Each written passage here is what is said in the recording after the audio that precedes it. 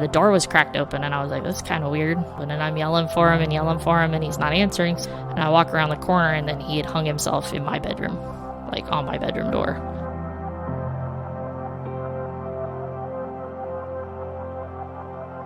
And I do find this a lot in public safety, police, fire, EMS, and our military members. So many of them just freaking beat the odds, because most kids with that level of trauma handed to them and the circumstances that she had, she 1000% beat the odds. And it was just her resilience and the choices that she made, which were not easy choices.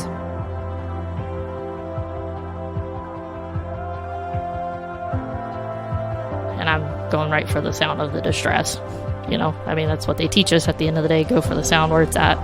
So Nick and I switch, and then that's when Nick gets it about yay far, and that's when he starts getting hit with bullets. He goes down, and then I get hit right after him.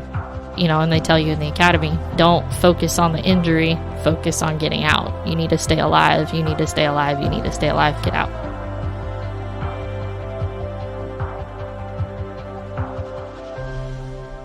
And what we do in replicating the rapid eye movements while you pull up a traumatic moment, thought, image, and in doing that, what happens is it forces the frontal lobe of the brain to open the synapses and move the trauma to your long-term memory. The difference between a trauma and a bad memory is trauma stays trapped in your frontal lobe and will trigger you forever, but a bad memory can move. And so the key is that we move it to your long-term memory, and you'll never forget it, but what happens is people can now work through it.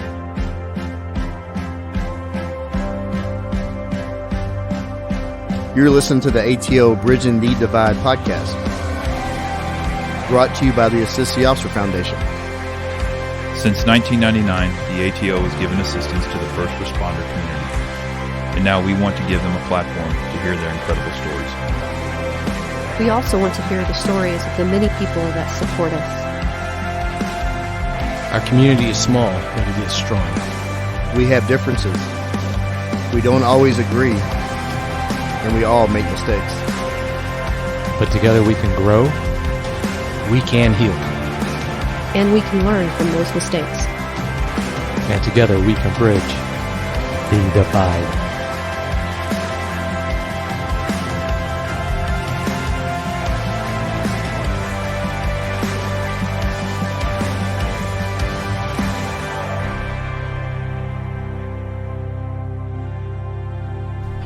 Welcome back, ATO friends.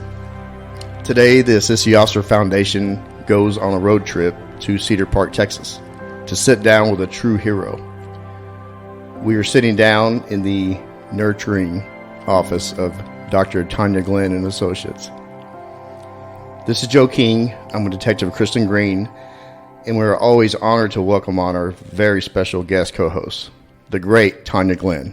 Tania, thank you for being here. Yet again. Thank you for having me yet again. Welcome to TGA headquarters.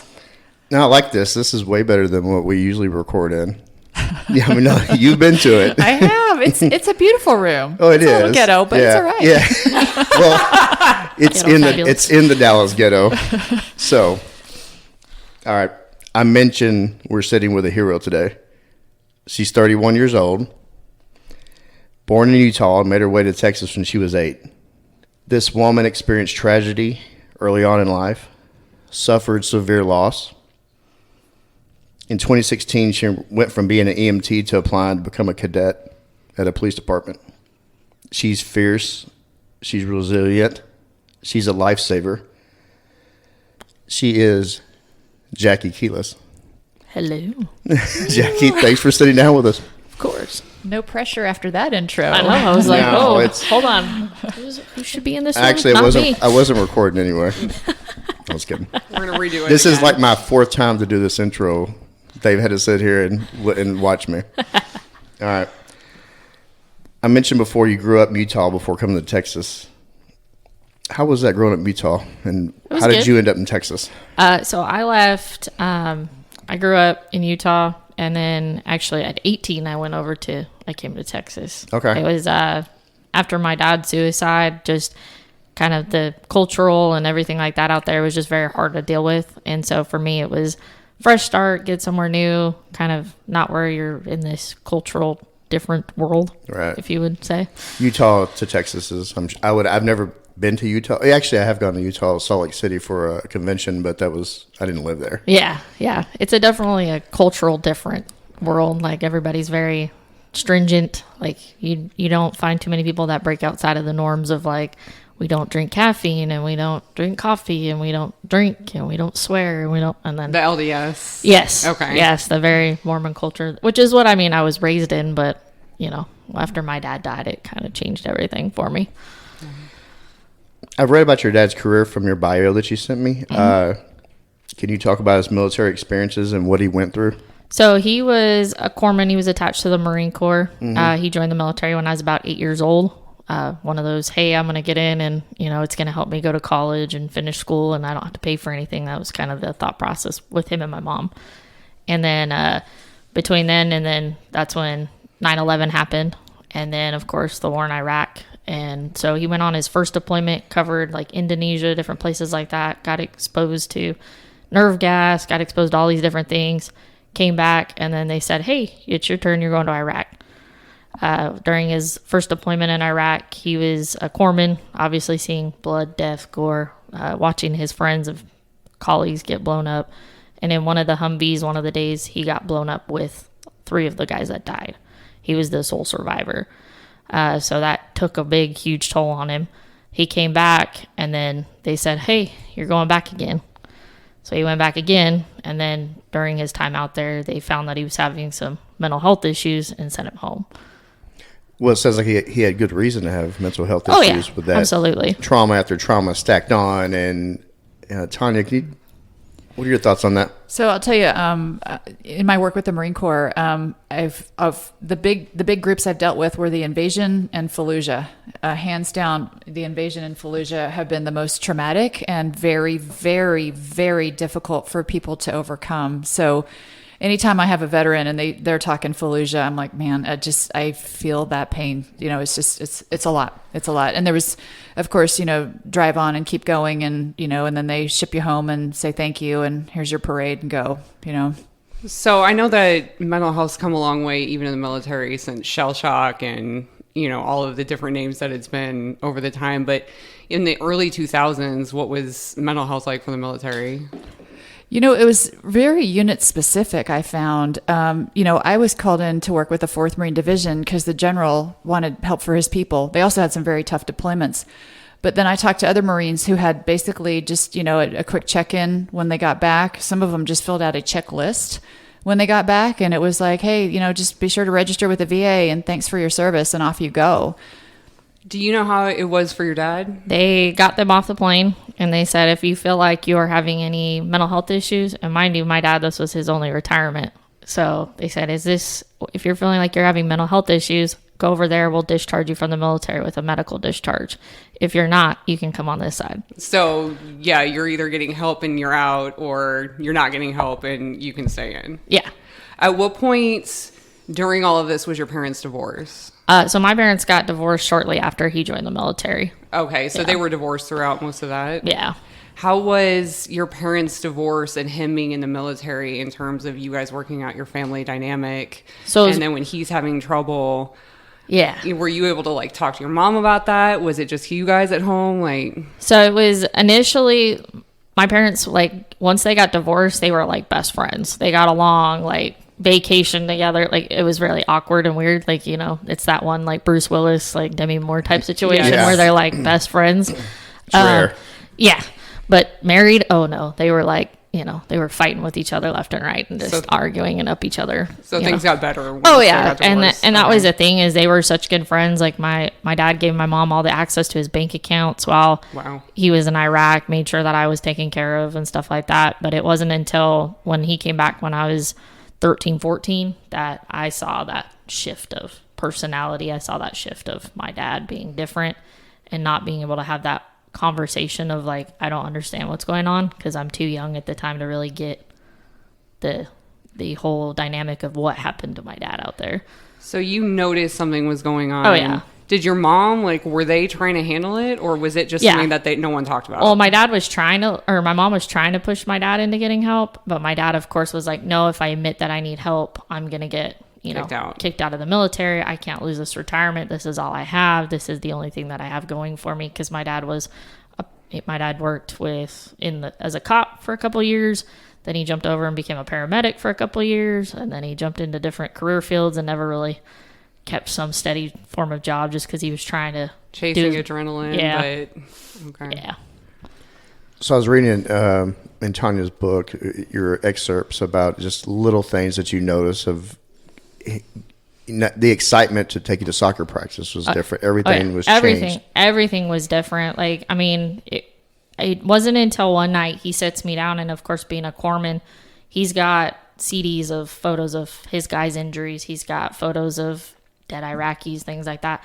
And my dad has nobody. Like, he doesn't have anybody to talk to. So he's sitting down one night with me at the computer and just showing me injury photos and this photo and that photo. And I'm realizing, wow. And how old are you? 14. Oh, wow. And I'm like, I'm literally sitting there like, this isn't normal. Like, this isn't right. And then I'm starting to notice, like, he's now drinking a little more. He's starting to have PTSD issues. He's starting to cut himself. And, like, he's starting to have really bad nightmares where he's coming at me in the middle of the night when he did come home. And I'm just like, this isn't right. Something's not working.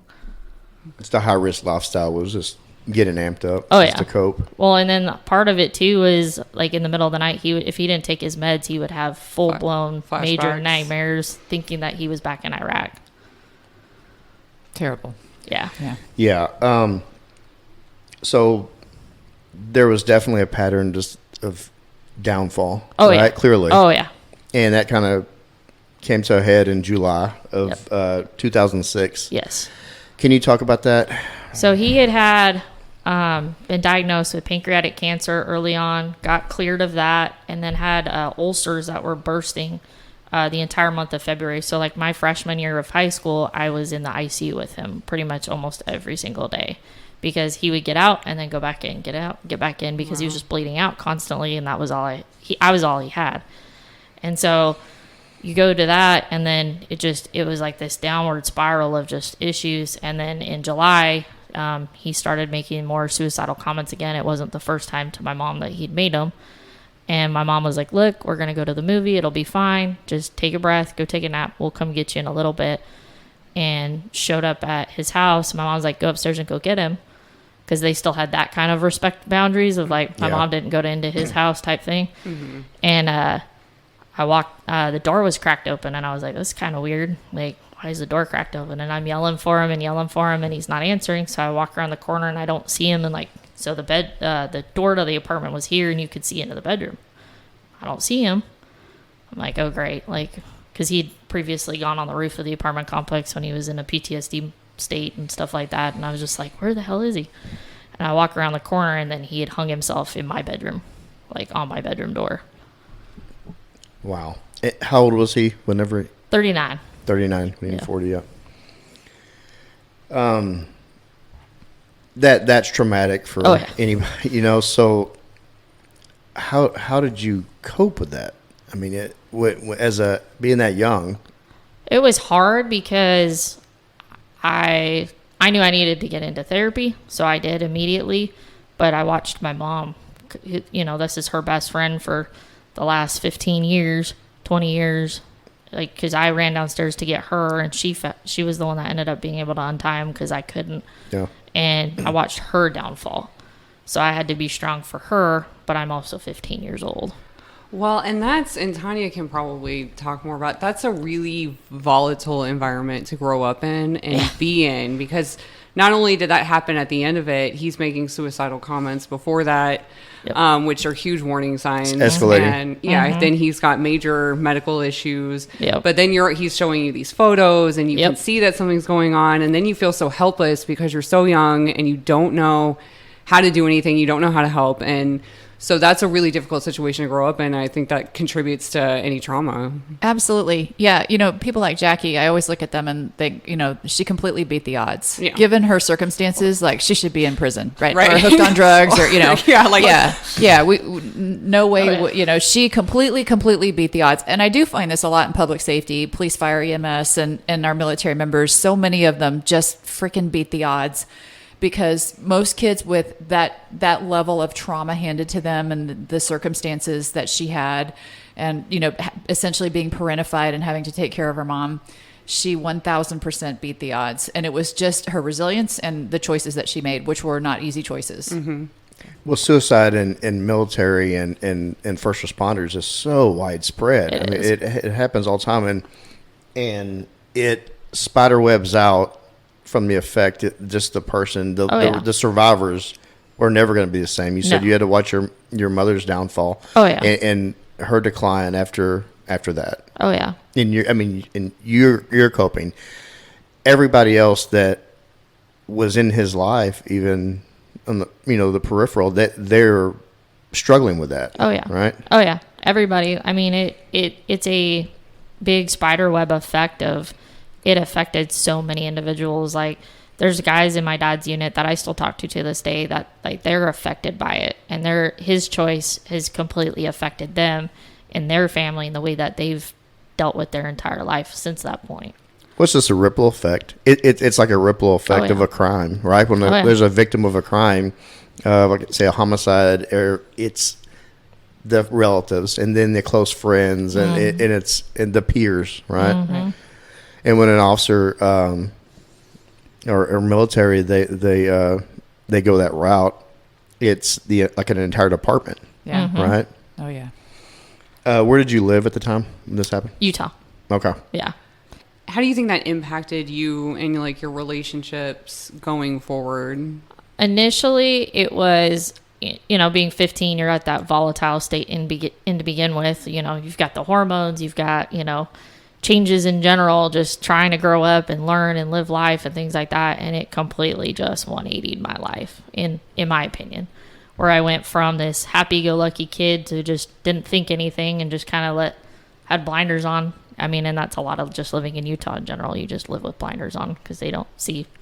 We don't confront things. Yes. Yes. We ignore it. Yes. To now I'm like, I'm 15 years old planning my dad's funeral at a table with the mortician and family members because my mom's outside screaming, realizing that she can't cope with this, and just going back and forth and just trying to keep my family together and held together while trying to help my grandparents. And I mean, I ended up going from being 15 and blinders on to being 25, basically 25 and managing family members and friends. And do you think that it took a while? Because once you become that independent, you don't reach out to anybody, that kind of marks you. Oh yeah. And so it's so hard after that to get to a point where you feel comfortable leaning on someone else, or you feel comfortable asking for help or saying, I'm having trouble with this, or talking. Oh yeah. And I picked the one person I picked to reach out to was my ex-husband. Okay. And of course, being at that point, I'm now 16, 17, meeting somebody who's 21, 22 and is promising this life and this, hey, we're going to get away from all this. You're going to start over. You're going to have this amazing, la-di-da life. And which is an imbalanced power dynamic. Oh yeah. Yeah. And that's where it's okay, you're going to take me away from everything and all the problems in my life. And I'm never going to have to deal with this crap again. I don't have to be a mom anymore. I don't have to take care of my grandparent. I don't have to be the parent for everybody now. I can be me. But that never is the best coping. Yeah. No. Right. And then, of course, it doesn't pan out, right? No, it's going to push it down the road. Oh, no. So it'll be fine for a little bit, but it's going to push it down the road until you actually confront any of the trauma. You want to dive in on that, Tanya? Well, I think that, it really, that person who interjected himself into her life really, as you'll hear kind of later as we get into the most recent stuff, really, really played a dynamic in Jackie's coping and her resilience. I mean, in a way, it's, of course, with post-traumatic growth, it's made her better, stronger, wiser. Yeah. But having someone who comes in to save the day is never really there to save the day. And even if his intentions were good, it's just a setup because, here she thinks she's getting away from everything wrong and then figuring out life and marriage and, all the challenges that come in a marriage is just presenting themselves now at the ripe old age of 16. And so, it's more trauma on top of more trauma, at a time where she really just needed someone to teach her how to progress to adulthood in a healthy way. The only way over trauma is through trauma. Right. Exactly. There's no saving it. Exactly. You mentioned your mother declined. What happened to your mother? So she ended up having nightmares to the point that she was taking Ambien. And, of course, Ambien's never a good... It's a toxic thing, in my opinion, because it turned into walking nightmares, like just trying to leave the house, me having to hide keys. Like, I slept on the couch from 16 to 17 or 16 to 18 right before I left. I slept on the couch because I was so worried she was just going to leave the house or walk out, or then it was, hey, let me wake you up and make sure that you're awake for work, because now the Ambien is finally kicked into the point where you're asleep and, now you're not waking up for work. In a lot of ways, it was like caring for somebody that was drinking themselves to sleep, right? Oh, yeah. And then, on top of it, she was going through the trauma of losing my dad, who was that one person, in my opinion, just her love of her life. And so she's dealing with, then she's jumping from guy to guy to guy to guy to guy to guy to guy, and then finds a toxic, my stepdad, a very toxic, very manipulative person that just is controlling her. And now she's dumped into this toxic environment where she's letting this guy move in where she normally wouldn't. He's got these friends that are doing meth in the garage. And it's just from the woman that was married to this military hero guy that was just, athletic, always working out, to this guy that's 400 pounds and has a bunch of friends in the garage smoking dope. It's like, where did this go? 180. Yeah. Yeah, it's like high risk turned up to 12. Right? Oh, yeah. Absolutely. Yeah. What age are you at this point? 17 turning 18. Okay. Yeah. And then about to move to Texas. Oh, yeah. And then as soon as I dropped out of the regular high school, went to the alternative high school so I could graduate early and just beat feet, because I was like, I'm over it. I'm done with all the chaos. But I went to more chaos. Right. Yeah, well, that's how it is. But you overcome. We're gonna get to the overcoming part. Yeah. We're gonna go through this whole up and down. Oh, yeah. Of Jackie Q. Yeah. Well, it's all right. Roller coaster. And you're still young. Oh, yeah. Tell myself that. I don't feel it some days. Some days I'm like, 30 hit hard. Once you hit 30, it's like... Shut up. But really? What you hit? Yeah, okay. What you hit 40 and beyond. How'd you get to Texas? Tell us about that. Packed all my stuff up. As soon as they handed me my graduation certificate, I packed all my stuff and said, sayonara, and left. Got an apartment in Lake Travis, and because that was the only place I could find that my mom had to co-sign on. And she agreed to co-sign on it because for whatever reason they didn't trust an 18-year-old by themselves. Imagine that. Yeah. Shock. Texas doesn't trust nobody. But so signed on that and then lived there for 6 months. Found a much cheaper apartment after that. And boyfriend moved in. We went down to the courthouse and did the whole here's our informal marriage and got married. And starting a new amazing life. Yeah. Okay. Well, what drove you to the interest of being EMT? So I think a lot of it was my dad being a medic. And, as a kid growing up, you see, hey, dad stops on the side of the road with a motorcycle wreck. Dad stops on the side of the road and helps this person. And, you start to draw that interest. And in high school, they gave us the opportunity to get our EMT licenses and start pursuing and all that. And so that's what I did was I went to all those classes. I went and did the ride outs and I was like, yeah, this is my dream. But in the back of my head, I was like, it'll be a stepping stone to be a doctor. That was my, I'm going to move to Texas. I'm going to go to med school. I'm going to do all this stuff. And then, slowly started to realize it takes a lot of effort to do all this. So yeah, life happens. A lot of effort, a lot of money. Yeah. And still bills to pay. And yeah, absolutely. So you got your EMT. Yeah. How did you like it? I enjoyed it. I did all of my clinicals up in Temple, up in the Belton area. And then I did some ride outs with Williamson County EMS. And I was just enamored. Everything was just oh my gosh, this is so cool. Oh my gosh. Every 5 minutes, my eyes were like, well, the excitement is one thing, but then helping people. Yes.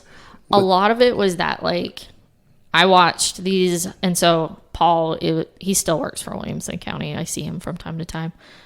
He was my preceptor. And watching him go from this little old lady that just needs some help, she's got diabetes and she feels her blood sugar's crashing. So he's, making her a peanut butter and jelly sandwich and calling family, to now we're going to this person who's having internal bleeding and we're running code and we're, packing wounds and doing this and doing that to like, but he just, his caring for the people never changed from person to person to person. And he just wanted to help them and get them into a better place. And that was just what totally suckered me into it, I guess I should say. It infected you in a way. Yeah. It was infectious behavior. Yeah. And then that feeling of actually helping somebody. Oh, yeah. What surprised you the most when you became an EMT? Probably when I got to Austin, just the...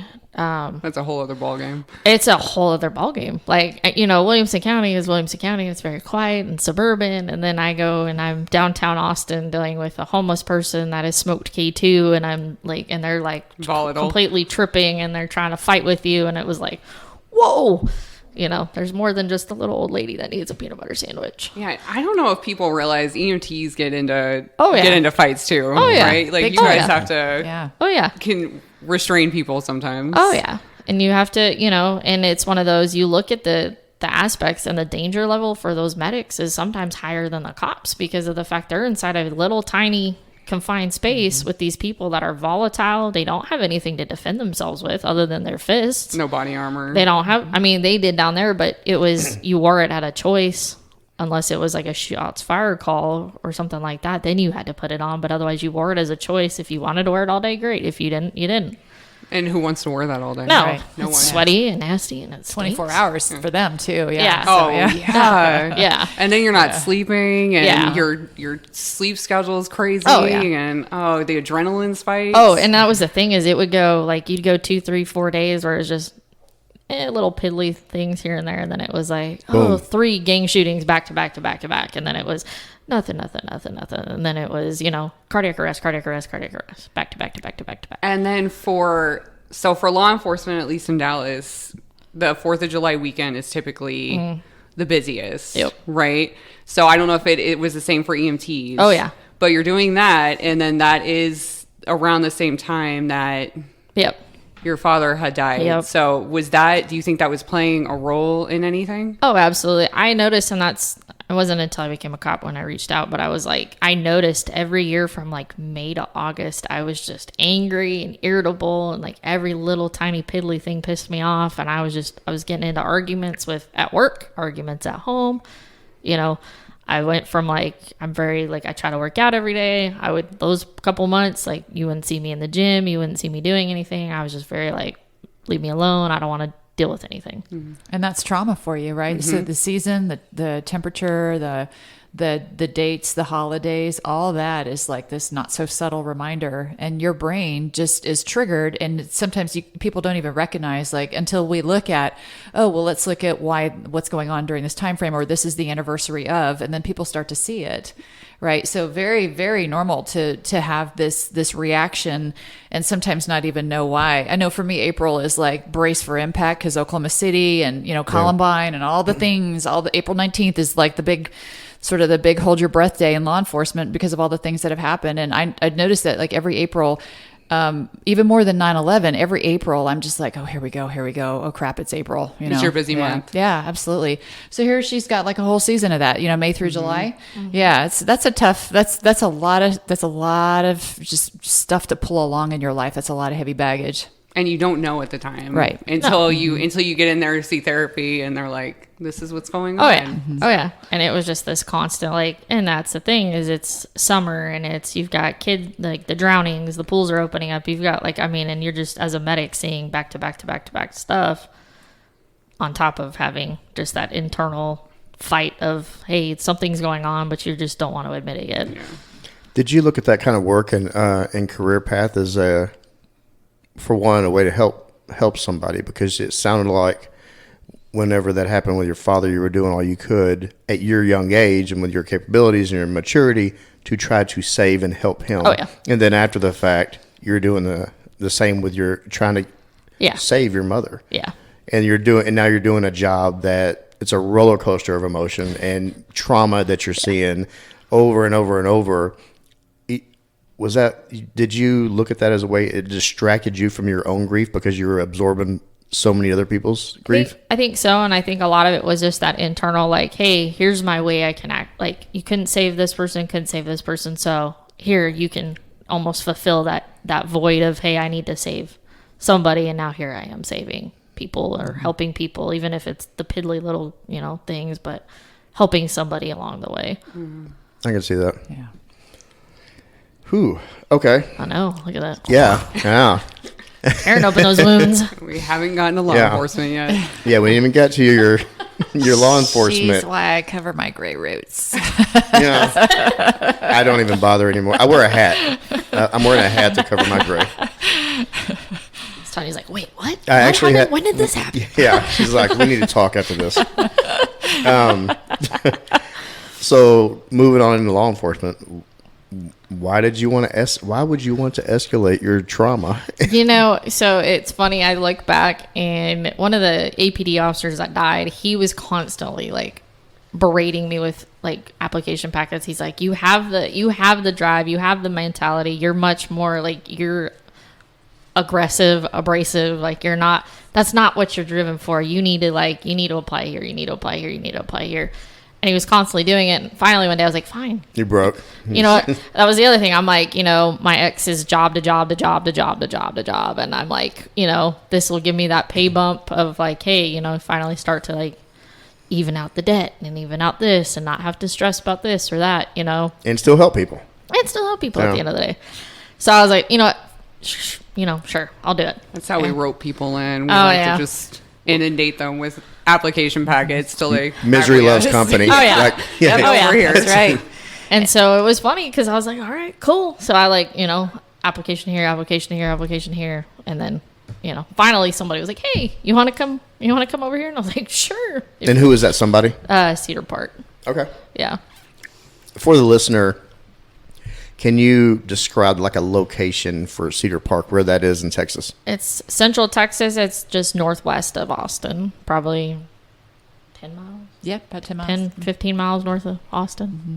About Round Rock, too. Right? It's close to that. Okay. Yeah. Yeah, we have a lot of people.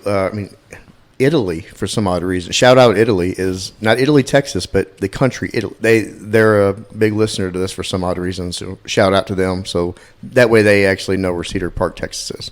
Yeah. Cedar Park it's grown a lot. It's kind of a mesh. Yeah, it's a mesh of people. A lot of cops and firefighters lived out here until it just got so expensive, and they of course pushed out further west and north for the most part. Cedar Park is it's busy, and there's tons of businesses, and financially it's very, very successful and stable. It's a great place to live. It's a great city. It's busy. It's busy. It's busy. It sounds like it's probably like the equivalent of Frisco, Texas, which is Frisco is by Dallas. It's and it's kind of and it's grown just tons. And when I went to high school many years ago, we played them in high school, Frisco, and there was nothing. Yeah, they're 3A now, they're 5A, and they're just and all the money is in Frisco. Oh yeah, hell, Jerry Jones built a star out there. Is the Cowboys training facility? So okay. So what was that transition like? It was weird to go from the downtown Austin, East Austin kind of like hustle and bustle to now I'm working nights, and now and I was call most nights. And then I went to like, hey, you have to find your own activity. Yeah, because it's not call like you thought it was going to be. And so now you're having to find stuff and work with stuff and jump on calls to help somebody else out, just so you're not like sitting in a parking lot spinning your wheels for 6 hours. Well, yeah, as an EMT you're basically a reactive function, right? It's when you're called. Yep. And police to a point you do that too, but if there's no calls, and then depending on what kind of officer you want to be, you're going to go in, you want to run traffic, you want to go after DWIs, or you want to chase dope or go after gangbangers or whatever, What kind of work did you gravitate to? A lot of mine was more family violence, and then dope were my two like gravitations. So, yeah. Always going to be family violence. Yeah. Were people less happy to see you as an officer than as an EMT? Obviously. Yeah. She had a gun. Now they're like, somebody's going to jail. Crap. You're like, everywhere I go, people don't want to see me. This is strange. Yeah. That was a weird mindset too. It's difficult. Shift. Yeah. It's difficult. And that is one of the things with the job is when you're in a job where you show up and people don't want to see you, and, and there is a huge community that supports law enforcement. Oh, yeah. And we appreciate that community so much, but there are people that you show up and they do not want to see you, and even if they called you, they don't want to see you, and they're mad that you showed up, they're mad that you did something, and having that kind of negativity show at your job is difficult to deal with, and it can contribute to long-term stress. It can contribute to complex trauma. Well, and here it was, I got lucky in the fact that 99.9% of the citizens in the city of Cedar Park are very pro law enforcement. Good. They want to see you. They want to, it was, you'd go out to dinner, and every single time you didn't pay for anything. And it was very nobody ever asked them to, but they were just, that was how driven it was. They just wanted to take care of their cops. They want to take care of their firefighters, And so I got lucky on that fact, but there were those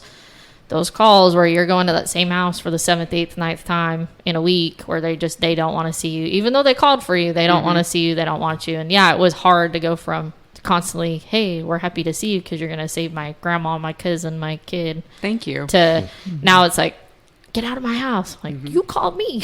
Yeah. Tania, you've seen so many different first responders and military. The change in the profession going from EMT to like a cop or a fireman, especially a cop, because cops have to have more of an aggressive, proactive approach in their career. Have you seen any kind of getting used to trauma and coping mechanisms going from that career to law enforcement? In terms of, have you like from a mental health standpoint? Of you have to shift gears to do the EMT job from a reactive approach and more purely lifesaver, right? Absolutely. And then as opposed to being an officer of taking an aggressive approach to your career and upholding laws. It's definitely a transition. And I mean, just look at what happened in the summer of 2020. All the EMS people were like, I'm EMS. Look at these 3 letters on my back. EMS. Like, I'm here to help. Like, don't throw rocks at me. Yeah. And, and generally they were left alone. Not always, but, but here comes the masses and the mobs going after our police officers. Yeah. And so it is a whole different mindset, and it takes a whole different shift and approach. I think that a lot of people, when something's gone wrong and you need EMS, everybody's like, oh, thank God EMS is here. Mm-hmm. But then police roll up and then they're pissed, right? Yeah. I mean, my husband told me the other night, he said, somehow I've managed to piss off everybody so far without even trying. I'm just here to do my job, and that sums it up, right? Oh, yeah. So it is a transition, a big mental transition. Oh, yeah. So to pull somebody over to my last day at work, I pulled 2 people over, and both times they were bawling their eyes out. And I'm like, I wasn't even going to give you a ticket. Like, I'm just giving you a heads up. Your brake light's out. Calm down. Like, holy. Yeah. It's fine. Yeah. Breathe. And it was one of those, you've done the job long enough. It's a real cry, not versus I'm trying to force something to so I don't get a ticket both times. And I'm just like, holy crap. That was me, my first ticket. So. Yeah. Well, I want to get into an incident that happened April 11th, 2018. That apparently I forgot about. Apparently, I told them you told me that. They're like, how could she forget that? I'm like, she's done so much since then. I know. Damn, and there's something else that she brought up. I was like, wait, we got a lot to talk about here with Jackie. This is the paramedic or the EMT in her too. Oh yeah. So that night I was sitting across from this apartment complex, and it comes out as a structure fire, and I'm like, okay, I'll go over there, whatever. 9 times out of 10, I found that it was some little kitchen fire or something like that. Finally find the actual apartment, because the numbers on the apartments are all messed up. Finally find the apartment, and it's just white billowing smoke just coming out of this apartment. And I'm sitting there and I'm looking around, and all these people, I'm like, hey, did this person ever come out of their apartment? They're like, no. And I'm like, crap. So I remembered my EMT training, and they had told us, the firefighters had told us, white billowing smoke means the fire's out. So if you kick it, it shouldn't do some big, huge flash over. It should be either out or it's an electrical fire. So you should be safe to kick it. And if somebody's down, they're probably right within the doorway. or near the doorway. Any of that, by the way. So I kicked the door and I got hit, and it was just like, and then the two guys that were with me come right behind me, and they're crawling on the floor, and they went in, and I'm just like, what the heck just happened? Like, and then I'm sitting there panicking because I'm like, these two just went in there, and two of my guys just went in there, and the fire department's rolling up just low key, and I'm just like, what do I do? And then they're dragging him out, so I help them drag him out and help the firefighters start bagging the guy and getting oxygen on him and helping, like, you know, doing the medic skills kicked in, you know, trying to get him back to breathing. And he literally, so they tell you, like, in medic school, like, hey, you're the oral pharyngeal device that, like, helps open somebody's airway. Mm-hmm. If they're waking up, they'll start to gag, so you'll pull it out. This dude sits up, full blown, turns around and looks at me with that still in his mouth, and I'm just like, on my face, my eyes are like, and I grab it and I yank it back out of his mouth, and I'm like, oh my god, this is a bad sign. And then the paramedic walks up behind me, and I'm like, this is all yours, bro. I'm out. This isn't my job anymore. Yep, I'm law enforcement now. You're welcome for helping out. I'm leaving. Yeah. All right, Jackie, I'm gonna play. I actually have the body cam footage, and like you described, you go up and you kick the door, and as this video starts, you can tell you just kicked the door. You could actually hear it as your cover's running up, and you're stepping away. That I would imagine that door when it cracked, it was like somebody opened up a hot ass oven. And the heat hitting you. Oh yeah. So I'm gonna play this little audio, and then we're gonna talk about it and kind of walk through it. Okay. All right.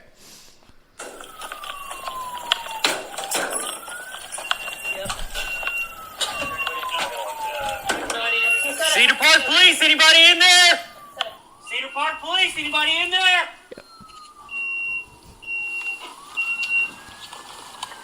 Yeah, stay low, buddy. There they go. Cedar Park Police. Is there anybody? Ask them how many are supposed to be in there. There's supposed to be one guy in there. Hey guys, fire's on. Fire's on. Right. Cedar Park Police, anybody back there?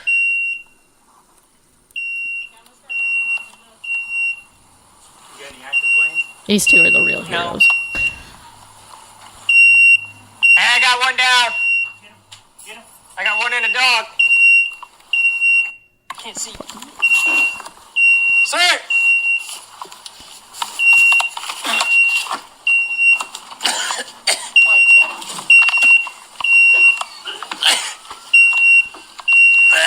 Give me a leg.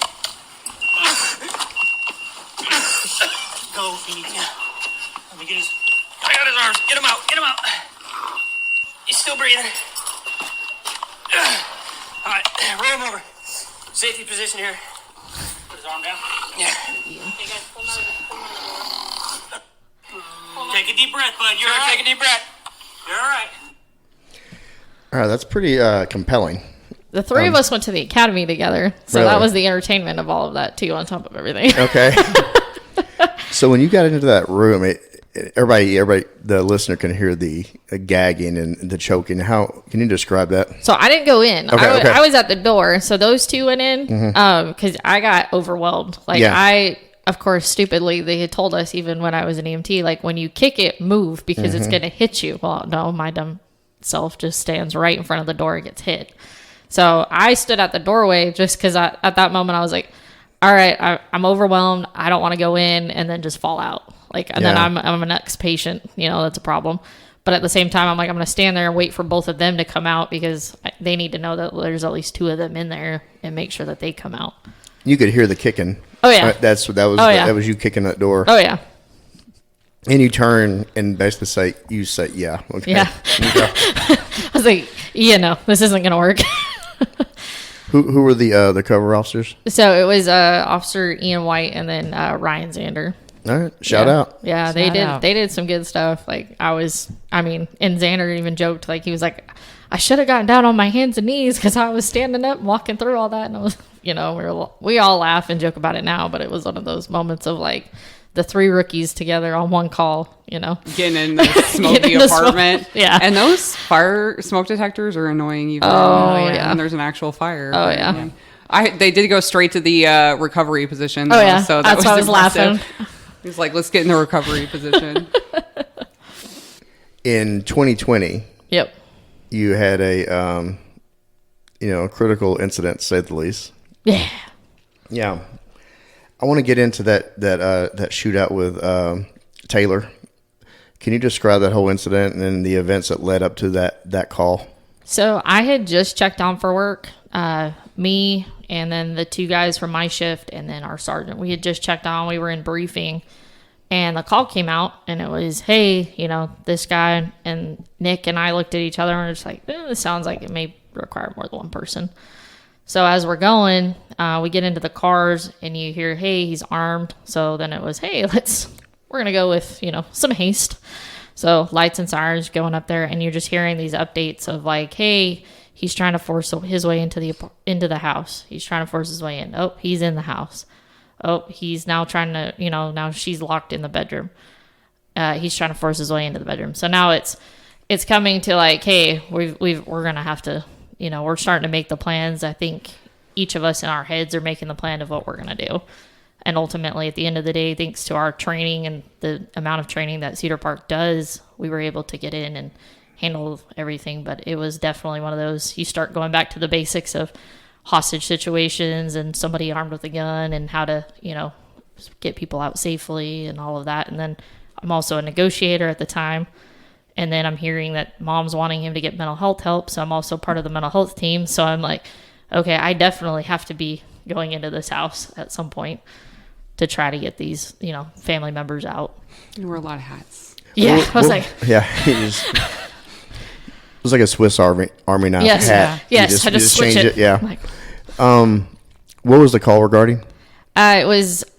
Honestly, I cannot remember off the top of my head, but I just remember it was some family disturbance is what I think it came out as, and then it turned into he's now armed, and now it's turned into she's in the bedroom and he's trying to force entry, and it was just that terrifying moment of what do we do to help these people. So you guys get to the house, and it's you and the 2 other officers. Who are the 2 other officers? Nick Anderson and then Chris Hester. Hester? Yeah. Okay, so it's you, Anderson, and Hester. Yeah. When you guys get to the house, where is he and what do you guys do? At that point, we're being told by dispatch he's upstairs. He's forcing entry into the bedroom that she's in, that she's tried to lock herself in and be away from him. Because dispatch is on the phone trying to tell her, separate, get separated from him. And so we're trying to get through the front door and making announcements, and it's barricaded with a big old, huge, long sofa. And so Chris is big boy. And so he pushes and pushes and pushes, and I'm like, dude, put your gun down. Just start forcing the door. We'll cover you, Nick, and I've got you. So he pushes through the door and pushes that sofa out of the way, and then we're just filing around. Okay. And then after you filed around, you can hear noises upstairs. You can hear furniture being moved. You can hear screaming. So we're Chris goes downstairs just to clear the downstairs real quick while Nick and I go upstairs. And so Nick clears the one room and clears it, but as he's clearing it, I'm holding for him, and I can hear screaming in the other room. And I'm like, it's over here. At the top of the stairwell? Yeah, it's up off of the stairwell just a little bit. So I go and I'm like, Nick, over here. And I'm going right for the sound of the distress. That's what they teach us at the end of the day. Go for the sound where it's at. At that point, bypass all the other BS rooms and just go for where you hear the screaming. And yelling. Something's going on in that direction. Yeah. All right, when you go up and you go in that direction, what happens now, like when you're on the stairs? I'm trying to kick the door at this point due to my, my personal life. I had stopped working out. I was overweight, out of shape, everything like that. So I can't get anything to budge. So that's when Nick also was like, hey, I have a long rifle. Let me kick this door. Let me get through this door. So Nick and I switch, and then that's when Nick gets it about yay far, maybe a little bit more. And that's when he starts getting hit with bullets. He goes down, and then I get hit right after him. Were you all on the stairwell when this happened? No, we were up on the top of the stairs, right at that landing. So he's shooting through the door at this point? Mm-hmm. What kind of weapon did he have? Believe it was a 9mm. Okay. I honestly can't tell you.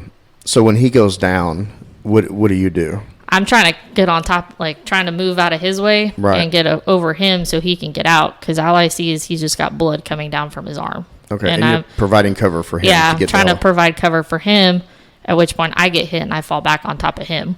So now it's a struggle of bodies are like moving. Everybody needs to get out of the way. So I get behind him and start to try to drag him by the back of his uniform shirt.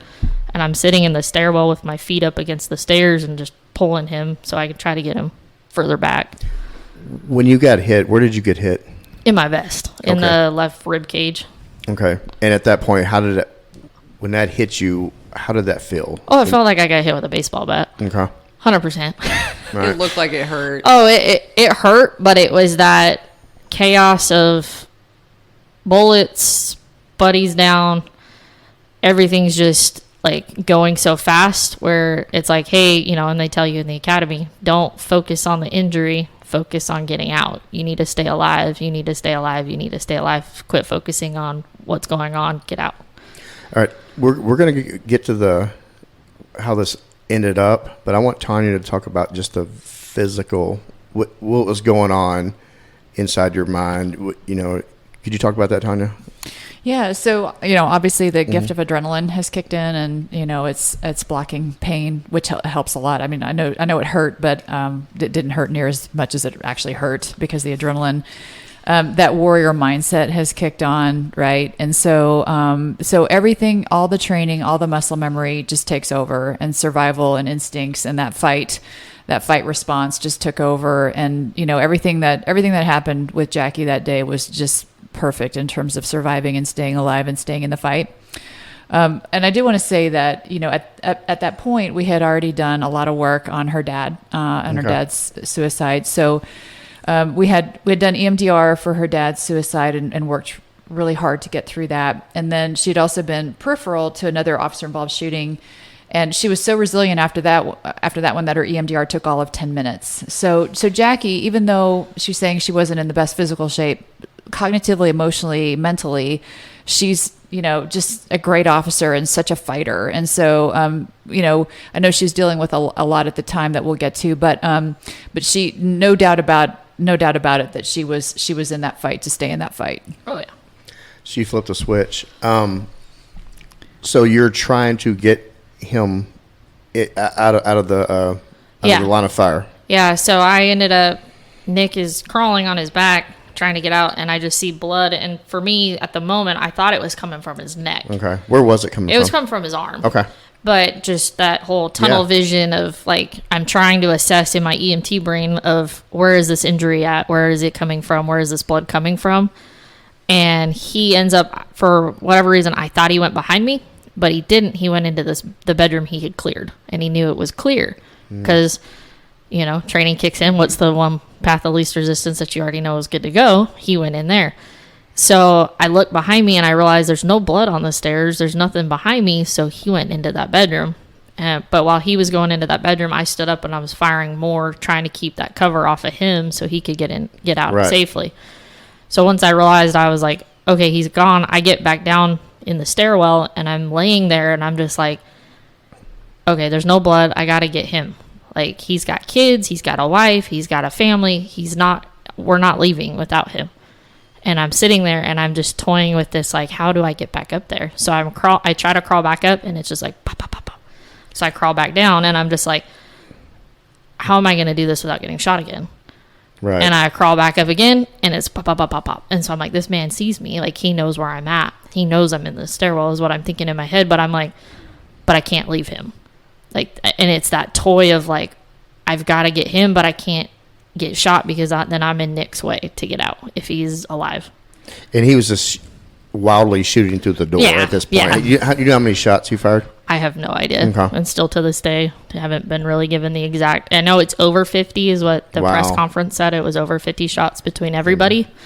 So I don't know how many he fired versus Nick versus me versus Chris, but I know that the press release said over 50 shots were fired in the house. And like the detectives that went on scene had said, that have been to Iraq, have been to a Fallujah, have dealt with all that stuff, had said it looked like a freaking firefight from Iraq.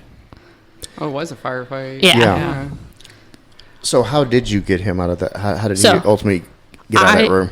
I'm sitting in the stairwell, and Chris, and I'm yelling to the guys downstairs. I'm like, Nick is up here. We need your help. We need your help. You need to get up here. And they're trying to, create a react team as best they can with the minimal amount of people that are on scene. And they're, and I can hear in my ear, like I can hear all these people trying to get there, but I'm like, you got to get up here. You got to get up here. You got to get up here. So they start to push their way up the stairs, and that's when Chris gets shot in the top of the head, and I just see this gush of blood. And I'm like, all right. And that's when I had to make this split-second decision of I stay in this stairwell and I get shot and I die and I'm in Nick's way if he's alive, or I leave and give him a path of least resistance. Okay. And it was hard. And it was the biggest, like, moment of, like, I'm abandoning my brother. I'm abandoning, that was my FTO. Mm-hmm. I'm like, I'm abandoning my guy. Like, I can't do this. And so I run down, I get out, I get down the stairs, and I'm, I scream over the radio. I'm like, Nick is still inside. Nick is still inside. Okay. Because it just that panic of, like, I can't believe I just left him. Right. At that point, your physical injury, were you able, the pain, was it starting to set in at that point? So it wasn't starting to set in until I got Chris into my patrol vehicle. Mm-hmm. And then I realized, like, my breathing was starting to, like, be labored. And my medic brain was like, you have a collapsed lung. You're starting to, like, the effects are starting to kick in. Mm-hmm. You're about to, Your adrenaline's wearing off. Oh, yeah. And I was like, but in my head, I was still, like, stuck on Nick is still in that house. I can't leave. So I took Chris because of the head injury, and I'd seen it as a medic where people have been shot in the head and then, 2 minutes later die. And I was like, I'm not letting him die in the street. Right. I can't let my brother die in the street. So I grabbed him, put him in my car, and I drove around the corner. And I said, stay in my car. I'll be right back. Oh, and by the way, as she's grabbing him, putting him in her car, the bad guy's shooting out the window at her patrol car, which is completely shot to hell. So, he just turned out the window. Oh, yeah. Shooting too. Nice. Yeah. Yeah. He was real mad at so there's that too. Yeah. Wow. Yeah. So you were taking, and Nick, he was still. Yeah. So, and he used his training, military training, police training, and he heard the shots were further away, and he said, "That's my moment to bounce." So he ran down, and then little did I realize he's then turning around as he sees me getting peppered. He's using his one arm to try to give us cover so we can get out. So Nick is outside at this point, and I just didn't know that. Yeah. Oh, yeah, I didn't know that at the time. So it was actually kind of good that bad guy was shooting at Jackie's car, because that gave Nick the opportunity to get out, because he knew that the direction flow of the bullets were going away from where he could run past that door and get out. So that's interesting, though. That he actually could tell just with all the gunfire that it was further away, that the guy was on the move somewhere in that, other than where he was initially shooting from. Yeah. So, what goes on now? How did this? So I leave Chris in the car, and my sergeant is flying up, obviously, and so is the day shift sergeant, and they're like, where's everything at? And and I'm still like, Nick is still inside, we gotta go. And then I hear them saying, he's out, he's running back. And there's actually a video on YouTube of Nick running away from the house. Wow. Towards my sergeant and me, because I'm in my head, and this is where, like, that messed up fight or flight comes into play. I was going back in that house one way or the other. And in my head, I was going up those stairs, and I was going to take 20 bullets if it helps get him out. And that was my messed up brain of, like, I've got to get in there. I left him. I'm a piece of crap person, and that's where all the trauma started to build up that moment. But really, you're in it until it's over. Yeah. And you just have to make choices in the moment of what the best option is. Because sometimes you have crappy option A and crappy option B, and you just got to choose which one. Yeah. And you only have a split second to make that decision. And, hindsight's 20/20. You can look back and second guess yourself. And we are great at second guessing ourselves. And the public's great at second guessing ourselves. But, at the time, you had to make a decision. You made a decision. Yeah, and him running up to me, and then it was, hey, take the cop hat off, and now it's medic brain, and now I've got to fix his arm and get him stabilized, and because he's the most hurt out of everybody. And so he's laughing because I'm sitting there twisting this tourniquet on, and he's like, where were you shot? And I said, in the lung, because all my brain is thinking is your lung is collapsing. Just stop thinking about it and you'll be fine. Well, all that comes out is I got shot in the lung. So he's like, what are you doing? Stop helping me. We need to look at you. And so then it's strip your stuff off, look over here. So you see me on the side of the road in this body cam just stripping, and my sergeant is stripping my shirt literally almost off of me, trying to see where I got shot. And once they realized, it didn't actually, like, penetrate all the way through, okay, now you can go back and help Nick again. Right. You're like, you got 2 lungs. Yeah, one's okay. Be all right. So how did this wrap up with the suspect, and what damage did he do up there that you know of? I mean, I know that it was just a lot of bullets went flying, things like that. I know there was a lot of property damage from my understanding, but it ended up being an 18 to 20 hour standoff. Okay, turned into a barricaded person. Yeah. Okay. So our negotiators, which I was part of the team, they were on the phone with him, and they were working. And the negotiator that was on the phone, he's just one of those people, like, once he gets to know somebody, he can kind of start to talk to him. He flows so well. And so BJ's talking to him, and it ends up being this. By the end of it, he's released both of his young siblings first, and then him and mom come out, no issues, no nothing, nobody gets hurt, at the end of the day. Thank God. I was wondering if she was injured. No, nobody got injured. No kids. Nobody got police. Yeah. Except for y'all. Yeah, except for us. But you know what? At the end of the day, that was like when I realized how, like, because they said kids, but it just in your head, you don't know. But when they finally come over to you at the hospital and they tell you how old these kids are, and they tell you like different things, and you start to have like this guilt, and then you start to do the whole, oh my gosh, I fired, and like, what if it hit one of them? What if this happened? What if that happened? And you start to like just tear yourself up about, is everybody okay in there? Wow. So it started going through hell, and then it ended peacefully. Yeah. Thank God. Oh yeah. So you started second guessing yourself, like on even scene. on scene, even in the hospital, you're second guessing yourself. Everything was just, oh, did I do this right? Could I have done this differently? What could I have done better? What could I have done? Where could I have taken things better?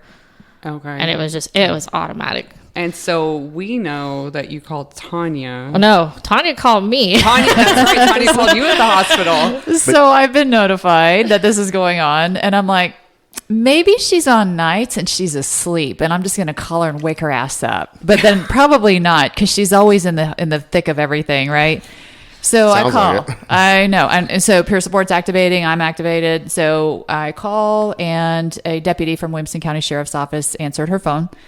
And he said, hey, this is who it is. And he goes, I'm here with Jackie at the hospital. She's fine. I saw your name on her caller ID. You're the only call I'm going to answer, just because I know it's you. And I said, awesome. So she's fine. He said, yes. I said, and at this point, nobody knew the status of the other two. And I said, are the other two critical, or are they stable? And he yelled to the nurse, is anybody critical? And she yelled, no, everybody's fine. So, well, thank God. So it's really kind of cool, because I could call the PD and let them know that everybody was stable, right? Good. But that was the first call. Yes. And then the second call, Jackie calls me. Yes. And high as hell on pain medicine. Yeah. So I was going to be interviewing her for the culture book the next day. And the first thing she said is, hey, we're supposed to have that interview tomorrow, but can we do therapy instead? I was like, yes. Absolutely. And then I said to her, I said, hey, can I swing by your house and get your husband and bring him up there? And she said, no. And I knew then at that point that we were facing not just this incident, we were facing a lot. Like, just I could tell by the way she said no. And I was like, oh, here we go. Like, we've got some mountains to climb together, and here we go again, right? And so I laugh now. Yeah. But y'all are so good mountain climbers. So. Yeah. The issue is compounded. Yeah. Yeah. So. Oh yeah. So what did y'all do? So I was in the hospital, and they were like, hey, we're going to go get your husband. And I was like, no, it's fine. He just had surgery for a hernia. He's got asthma, COVID's high, blah, blah, blah, blah. I was like, don't worry about it. I've already called him. I already told him I'm fine. I'll see him at the house. Like, y'all can take me home. I'll see him at the house. And they were like, no, we're going to go get him. We're going to go get him. We're going to go get him. And finally they brought him in. And I was in the middle of talking to one of the guys from APD that I worked with when I was in Austin.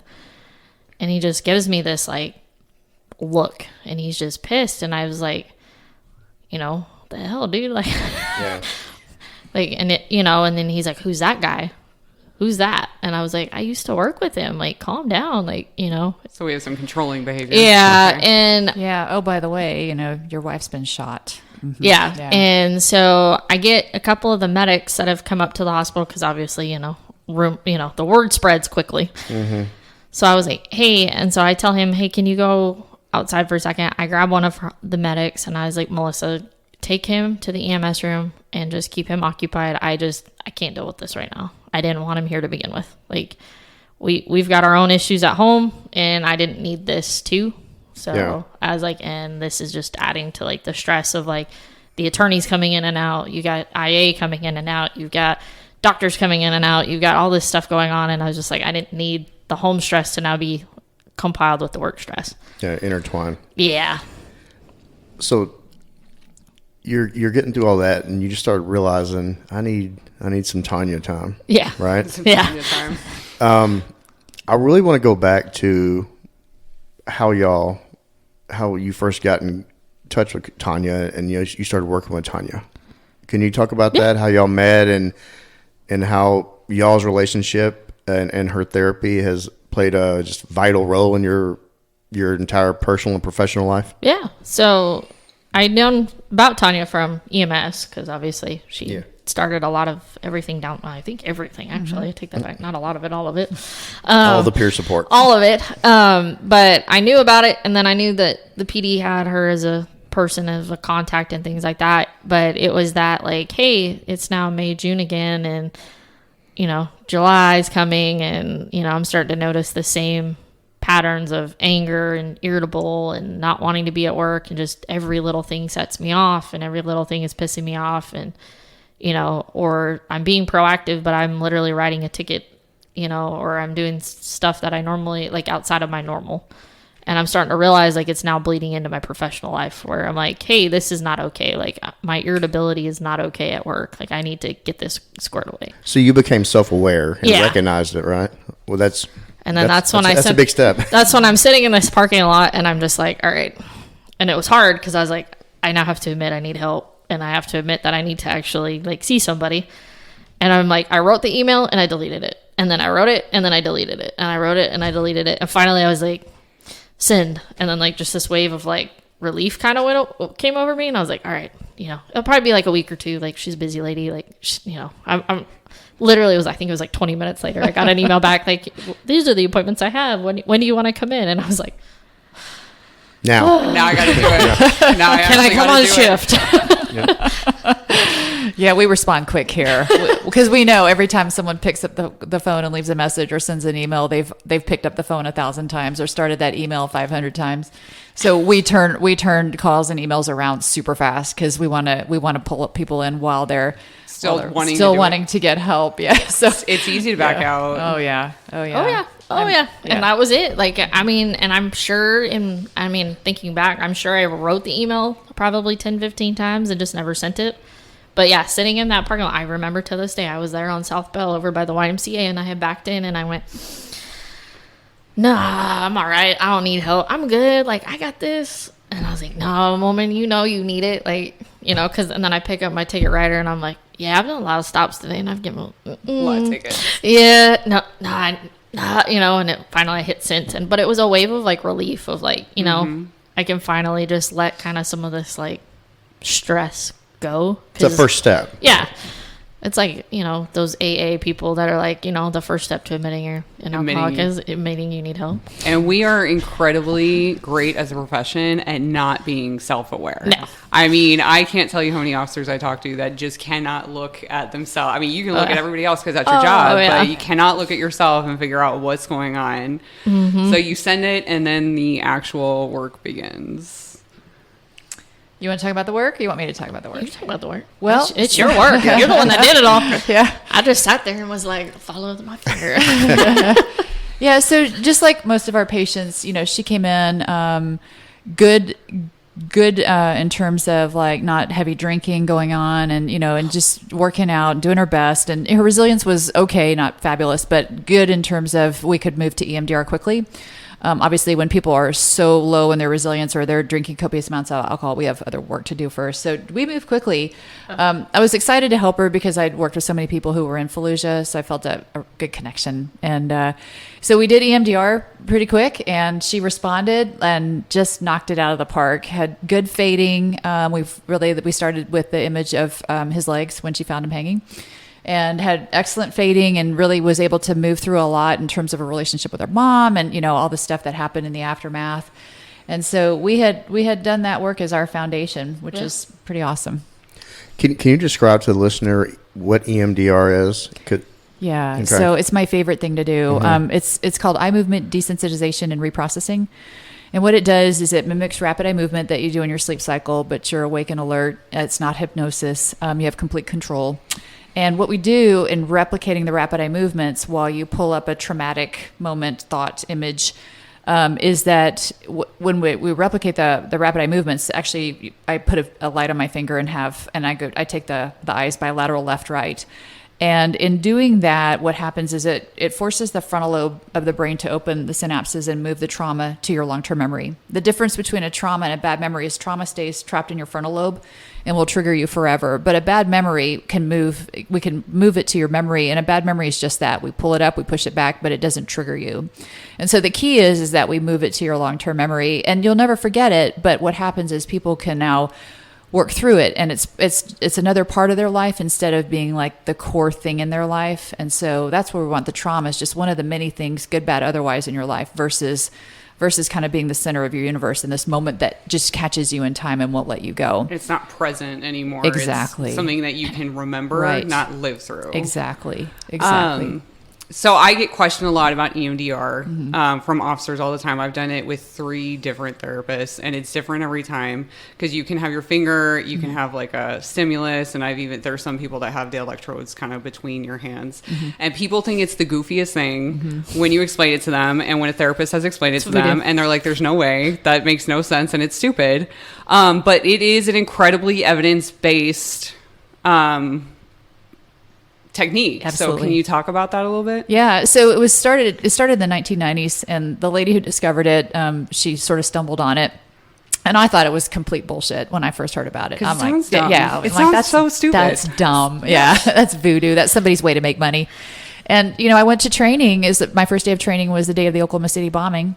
And 2 weeks later, the first person I did it on was an Oklahoma City firefighter who, he found what was left of the daycare in that Murrah building. And he was really traumatized. And I watched this transformation.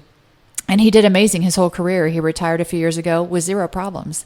Right. So we use it preventatively now. We used to just treat trauma, like PTSD. Reactive. With it. Yeah. Uh-huh. But now we hit it like as quickly as possible. So I tell all of our patients, like, what we want is that by 7 days post-incident, that event is really starting to fade, and 14 days post-incident, it's banked in your long-term memory.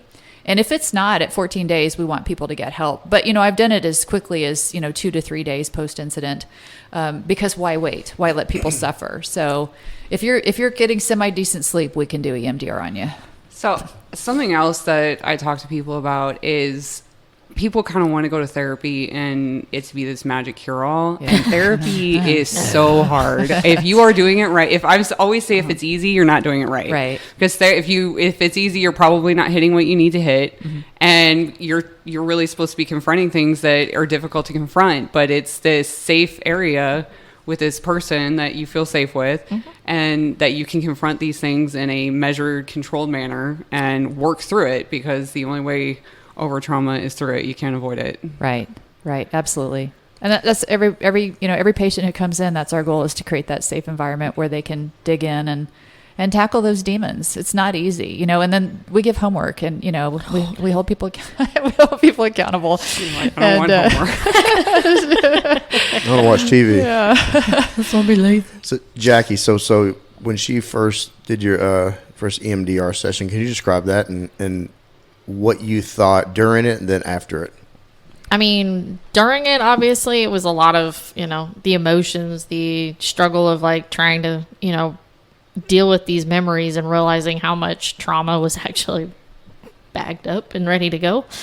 And then going home and being like, all right, it's a sigh of relief, but I slept for like, I think 20 hours. And it was just like this deep, like probably the deepest sleep I had had in a long time. Wow. And I was like, wow, okay, and then I kind of thought, all right, well, I slept really good. Maybe that's all it did, it's fine. Did it unlock any kind of like dreams, weird dreams? I didn't dream at all. Okay. That whole 20 hours, I was out. This is your first session. Yeah. Just one. I was just out. Like, and, in the next couple of days, like, I slowly started to realize, like, hey, my motivation's back. Like, I'm kind of feeling a little bit better. Like, I'm laughing and joking at work, laughing and joking at home, not little piddly things aren't setting me off anymore. And I'm like, okay, like maybe this did something. Like it's not just some weird voodoo crap that, you know, somebody's, you know, thought up on a piece of paper. Yeah. You know, and I was like, all right, you know, and then I keep going and like things are progressively starting, like I'm emotionally starting to feel better. Like I'm able to tackle like conflicts at home, conflicts at work, like without feeling like I'm just overwhelmed and just this big weight is on me. And I'm like, wow, okay, this stuff really does work. Okay, it's not just some weird voodoo that somebody put on a piece of paper and said, hey, this works. How long do you think, and I, you know, officers really want this like quick fix sometimes, and people are like, I don't want to spend the next 2 years in therapy before I get any kind of results or whatnot. How long do you think it really took of doing EMDR for you to start really kind of feeling, I mean, other than obviously the initial feel better, how long do you think it took for you to kind of get to like a more normal? 4 or 5 months. Because I was still coming in weekly or every 2 weeks. We gradually like kind of like every week, every 2 weeks kind of after, and then spaced it out. I think it was October, November. So it was a couple months. Tania, did you continue the EMDR every time she came in, or how do you do that? No, so I'm really happy I'm old because I was trained, I was trained in 95, and back then EMDR was not really accepted as a legitimate practice, and it was this new thing, and health insurance was like, we're not paying for that voodoo.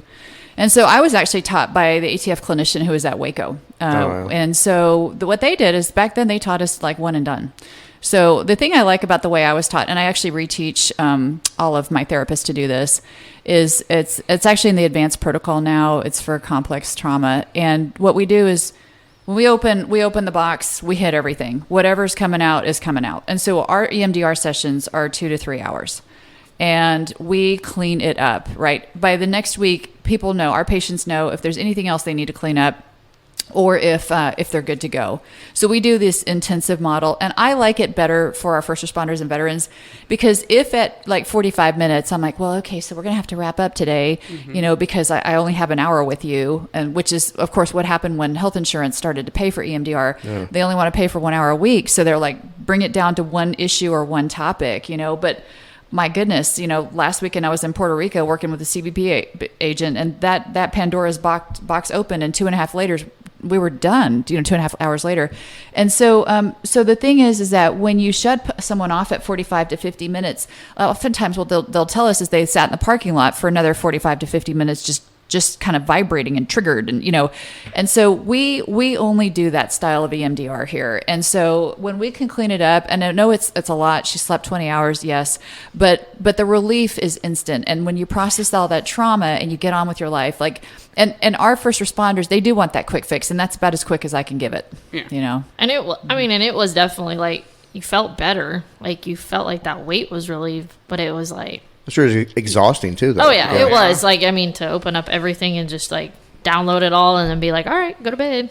But that relief of like that next day of waking up and being like, wow, it's a lot better. And then just seeing the change of how it's like how it progressed in my like emotional state was even better in my opinion. Just seeing like, hey, 6 months ago I was like pissed off, angry, bitter at the world, and now I'm like, all right, like life is good. Hope. Yeah, life is good. Life is great. Like no issues. So after you had the first session of the EMDR, and then you turned into Rip Van Winkle, and then pretty much. So yeah. So what was it like after that? Go back for regular sessions with Tania, so, kind of report back. Yeah, it was for me. I think. I mean, I'm sure she does it differently for everybody, but for me, it was that good, like, follow-up of, like, hey, how's everything going? And then just kind of, like, re-hitting some of, like, the, I mean, I always joke, like, therapy is, like, the one person you can bitch to and they can't tell you, get out of my face or leave me alone. Yeah. It was, for me, it was my weekly bitch session, and I could go in and just kind of feel better in general. But I realized, like, hey, like, there's a lot less stuff that I'm really needing to really be pissed off about or irritated about or this or that because, it's not really bothering me anymore because I've dealt with all the issues that were kind of pushing that and making that like a hot button for me when it really wasn't that big of a deal. Is that normal, Tania? Yeah, okay. Yeah. Mm-hmm. Big time. Yeah, that's exactly what we want to see. Absolutely. Yeah. So I had EMDR session. It was after July 7th, and I did it with one of our Sissy Officer Foundation counselors, Dottie Claggett. Shout out Dottie. She's incredible. And so I knew of an injury to one of my friends that he was killed out there, and I knew a specific injury to his hand. I had heard about it. I didn't want to hear about it, but I heard about it from the body cam. And I remember I was one of the pallbearers, so we had to go sit at the wake for 4 hours of that open casket. And I remember trying to go up to the casket and quickly get past, but when I got up there, I focused on the hand because I knew what hand it was, and I was trying to see where the injury, but they had, they put it back together. Yeah. And I could not tell, but I was focusing on that. And that kind of came out in my session. Yeah. Yeah. It was terrible. Yeah. You really never know what's going to come out. No. It's like a hot, and it's a hot too, because you never know what associations you're going to make. Absolutely. And all of a sudden you're like laughing and then you're crying and then, The beautiful thing about EMDR is your brain has a mental map of where it knows it needs to go in order to heal. And it just goes there. And it saves just months and months and months of talk therapy. Like your brain just says, let me do this for you. And it goes exactly where you need to go all the time. Because we are incredibly not self-aware. So if you just let it go, it works better. So you're in your therapy with Jackie. Can you talk about what progress did you see immediately that she exhibited? I mean, like, you've seen so many different type of first responders, and I'm sure you've seen very quick progress, slow progress. What were your initial thoughts on that? She was quick. She processed really well. She's young and resilient. And so she had really, really good results. And what I noticed is that she started to really push other Cedar Park officers to come in. Good. And, a lot of officers were like, Jackie told me to come, so here I am. So it was good. It was really good. And then, I saw her like expand to the negotiator role and the mental health, the CIT role, and really, truly just start to flourish and really sink her teeth into stuff that isn't super easy to do given her history, but because she recovered so well, here she is onto that, that paying it forward. Yeah. No, because you saw you witnessed and you felt it firsthand, right? In your recovery. Oh, yeah. I gotta say, being self-aware was incredible. It really is. I almost want to thank that to my dad, because I think that's who pushes me to be. Like, that's what pushes me to be so self-aware, is I look at how far he went down the rabbit hole, and I always tell myself, like, don't get to that point. Don't get to that point. Don't get to that point. So Tania's talked about your resiliency before that, and, we can do EMDR after and everything after is fantastic that we have. But I think that having resiliency factors and having a lot of resiliency before an incident can help and prevent trauma. What kind of resiliency factors did you have before that? I think a lot of it is just being self-aware and also not being afraid to say, hey, I need to take a knee. Like, hey, I'm done. Like, I need to tap out for a little bit and, get myself squared away. Yeah. At the end of the day, as hard as it is in this profession to admit, hey, I need a minute, Well, a lot of first responders, I'm sorry. A lot of first responders, they have to have that rush to mask what they're going through. Tania, do you see a lot of that? All the time. All the time. If they don't have it, and you see a lot, because I've been injured quite a few times, and I had a lot of downtime where I was off work, and depression. I did not have that rush of the job. So that's pretty prevalent, what you've seen? Absolutely. Yeah, that's something that's why I always encourage people to come in before they retire, because they need to get ready for that, because it's not easy. It is not easy going from 90 to nothing. So. Uncomfortable with baseline. I think that one thing we don't talk about a lot is, even if you're, despite, critical incidents or whatnot, anytime an officer gets injured and is stuck at home, or it's incredibly isolating. And it can be, because life goes on for everybody else. Yeah. So, if you're at home for a year, you're at home for a few weeks, I don't know how long you're at home after, but it can be really isolating and difficult to deal with. And that's another level of something that you have to deal with in recovery. So the one thing I will say is I got blessed that the two guys that were involved in the critical incident months before mine, the department was actually really good about letting them come back, like, to, come to briefing or come to dispatch or come just like be around. So you didn't feel like you were isolated at home, or you weren't like allowed to be around everybody. So I was, I would go over there, I worked 2 to 2. So I'd go over around like midnight and go work out and go hang out with, Sarge and Corporal, or, go see the guys and be like, hey, how's everything going? Or go into dispatch and go, BS with them for a few minutes and then go home. So it didn't feel like I necessarily lost that ability to have like your comrades or your guys around you, because you could still go up there and see them. And having that social support is really important in recovery. Oh, yeah. Yeah. So did your department have a pretty good peer support they do. program set up? Oh, yeah. It was a great peer support program. I mean, it was just, constant people checking up on you. It was almost some days you were like, all right, leave me alone. I'm good. Like, just trust me.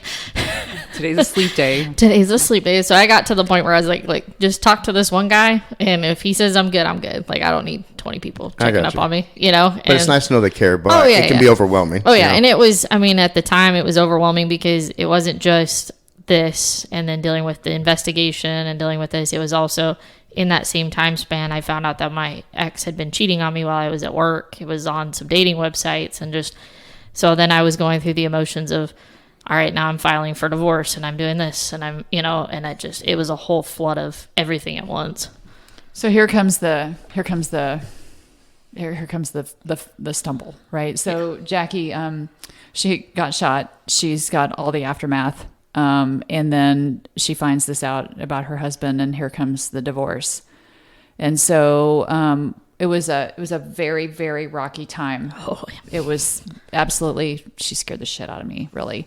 Because everything was just hitting her and hitting her and hitting her, and nothing seemed to be going well for her. So do you want to kind of talk about what happened after that? Yeah. So with that, my ex had, in the process of, hey, we're done, we're over it, like, this is the second time you've cheated, I'm done, I'm over it. He had said, hey, I'm going to kill myself, made these suicidal statements. So all within this time frame, I'm now getting him into the inpatient facility, working with CIT to try to get this all nailed out. At the same time, his parents are threatening me with a lawsuit because they say I illegally got him put in there and all this other stuff. We had already been on we were pretty much on the rocks at that point. I think we were both just trying to wait for our lease to be up to say we're done. But, and then I find all this out, and I'm like, all right. So while he's in there, I filed for divorce, and I left. And so he came back and found out that I had filed, and I was done, and it just tripped him up even more, to where he was just, he was aggressive. He was yelling at me. Just every little thing was setting him off. And I was, I finally was like, hey, this person needs me to watch their house for a week. I'm going to stay there for a week. This person needs this. I'm going to go there for a week, just to avoid the conflict and the, negativity and the anger and the issues. I was like, we can't be in the same house. Well, there's a lot of people like that they actually feel and see controls being taken away, right? And so then they start pulling out the bigger cards and bigger guns, and they're going to threaten suicide because they know you and you're going to try to help, right? And it's going to keep you around longer. And then the aggression, because they're getting pissed off because they don't have control over you, right? That's so common. And he had actually, his intent was to commit suicide with my service weapon. And when I had told him I was done, I had actually taken left the ammo at the house, and I took the gun to my mom's and locked it up and left it at my mom's, because I had like this gut feeling of something was about to spur off. And then when I found him at my mom's house, after he had made these suicidal statements, I knew he knew where everything was, and I knew he knew it was there. And that's when I was like, this is becoming way too chaotic and way too crazy. And then he was calling me from the inpatient facility like, hey, they want to do group therapy and they want you to come in and this and this. And I'm on the phone with the therapist like, there's no way in hell. Like, I'm done. Like, I'm done. Like, there's no saving this. There's no nothing. Like, we're done. That's an incredibly difficult situation to get out of, because you've known this person since 16 years old. He was in his 20s. Yep. And you guys have been together for forever. And then you're already going through something really difficult, and then he's starting to threaten to commit suicide, and that gives you this whole guilt factor, this whole responsibility, like, oh crap, if I go through with this, am I going to feel responsible for that? Yeah. So she's living like a nomad, right? Staying house to house, wherever she could just get away from that. Her ammunition's in one place, her weapon's in another. And then, of course, came the insomnia. Yes. So, and then it was insomnia. And then it was, hey, January came around. I had moved into a different place at that time. Cleaned up the other apartment, got rid of the keys, everything like that. But that apartment he had destroyed. He hadn't been taking the dogs out. He hadn't been doing this, hadn't been doing that. So I'm left with all these fees. So I'm trying to figure out how to pay these fees. I'm trying to figure out, I went from 2 incomes to 1, as much as the second income wasn't a lot, but it was still money. And then it's like, okay, now I'm trying to do this. I'm trying to pay this, trying to pay that. Because, I don't want to be in debt. I don't want to be, filing bankruptcy. I'm a cop. I can't be doing this kind of stuff, and I'm just, struggling and struggling and struggling. So January, they go, hey, you're no longer on the mid shift. You're on days. So this support system, this great, sergeant, corporal shift, everything that I had just got blown apart. Because now you're on a different shift, different supervisors, different people, different ways of doing things. And I just went from like 0, and it literally was like putting the gas pedal on of like, now it's no longer sleeping, no longer eating good. I'm trying to deal with the nightmares of now all of a sudden all these nightmares are starting to spur up from the shooting. This guilt factor of woulda, shoulda, couldas starts to hit me. And it's like a fucking downward cycle of this roller coaster is going down, and I don't know if it's going to stop. More instability. Right? Oh yeah, right. At that point, did you realize you go to the insomnia and then yet another change? Yeah. Did you have to get back with Tanya and So I should have. Okay. And I was like, no, I got this. I'll figure it out. And it wasn't until the big end of February, beginning of March, I finally reached out to my corporal, and I was like, my old corporal, I was like, I got to get something figured out. I was like, I'm not sleeping. There's 15 energy drink cans in the bottom of my car from one shift, and I should only have maybe 1 or 2. Yeah. I'm popping no-dos like it's going out of style. I shouldn't be coming to work like this. He's like, well, get back with Tanya, figure out what you need to do. I'll help you work out the schematics of kind of trying to do this under the table where nobody knows about it, things like that. And so I did. We did one therapy session, I think, before my big demise. Yeah. Well, we started. Yeah. And then she was going to go see her physician. And I said, hey, ask him about trazodone and medication for nightmares. And he's like, whatever. And he gave and the Prozocin. And Prozocin, right? Yeah. Prozocin, which is for nightmares, which is the VA has discovered is very successful. Mm-hmm. And he's like, whatever. And he gave you Ambien? What did he give you? He gave you something else. Gave me something else. Gave me that medication. And so I went to negotiations training Friday, picked up the pills, took them Friday night, slept great. Didn't have any nightmares. I was like, cool. Heck yeah. But it was my weekend off. Saturday, slept great. No worries. Saturday night into Sunday, or Sunday into Monday, I pop one, go to bed at 7, and I wake up and full blown, sweat covered clothes. My whole entire sheets are completely soaked. My heart rate was 200. I'm looking on my watch because I was looking at my heart rate, 200. I'm like, great, here we go again. This is starting all over again. What is going on? And I was like, it's probably because I have to go to work tomorrow. That's probably what's going on. It's like, all right, you know what? I'm going to go for a run. But before I go for the run, I'm just going to take another sleeping med just so I can. Wow. Hopefully it'll kick in by the time I'm done with my run, and I'll come home and I'll pass out. I come home, fall asleep on the couch for about 5 minutes, and I'm like, nope, still awake. What the heck? So I was like, all right, I'm going to take it one more. Worst case, I'll just call out tomorrow. Go lay down, wake up. 5 minutes later, same thing. And I'm like, this cannot be happening to me. I can't live like this. So then it was another one, fall asleep. And then I start to feel it. And I'm like, I've taken too many. This is not okay. I've taken too many. I screwed up. I should have freaking made a phone call 2 hours ago when this was all starting. But I, tried to self-fix myself, and I knew I screwed up. So I'm sitting in my patrol unit, and I'm on the phone with my corporal, and I'm just like, you gotta come get me. I took too many sleeping pills. He's like, what did you take? And I told him, and he was like, I'm on my way. But as I'm sitting there, I'm like, you know, I'm having this like struggle of like, I can't live like this. Like, I cannot be living like this with this guilty feeling. But, and then the demons come in and they're like, you deserve it. You left him. You abandoned him in that house, you know, and then you're fighting with yourself internally while you're all screwed up on these sleeping meds.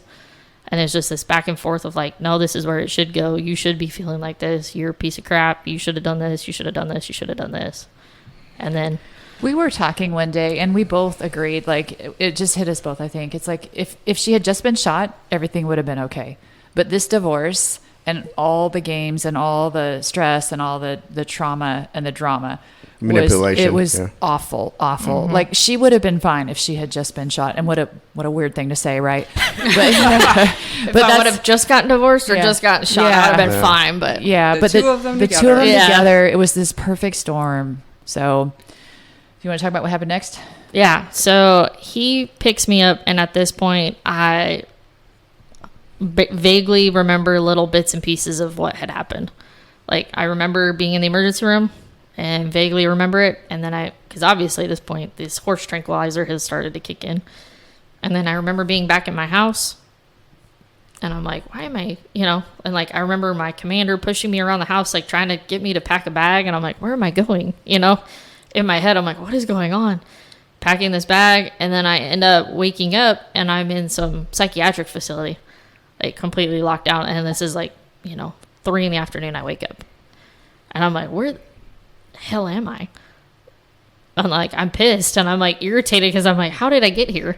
Like, where did I go? How did I get here? Like, how did this happen?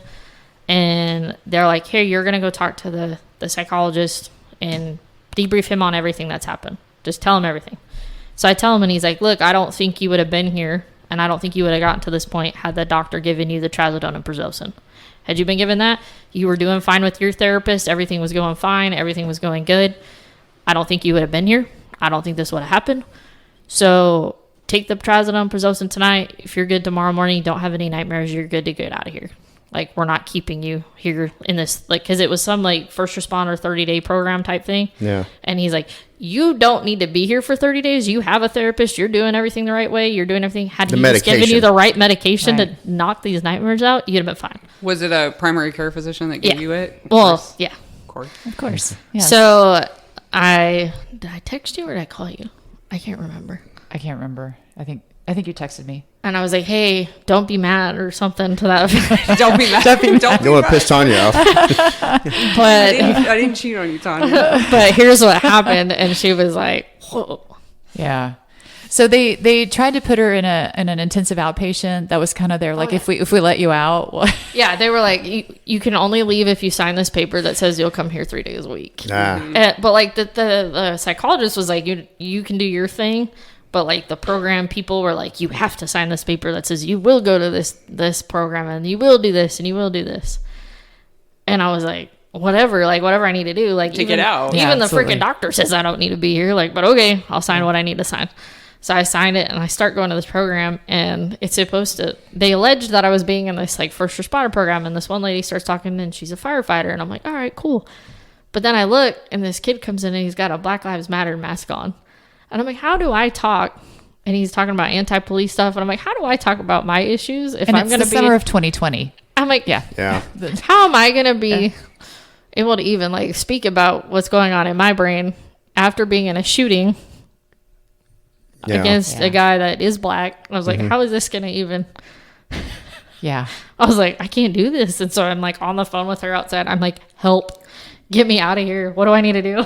So made some phone calls and the program fixed that problem right away. Right. I'm like, are you like, read the room, right? You know, so they fixed that. But what I did, and this is a first, is I took over her IOP. And so I'm like, all right, I'm taking over your IOP. You're going to see me 3 times a week.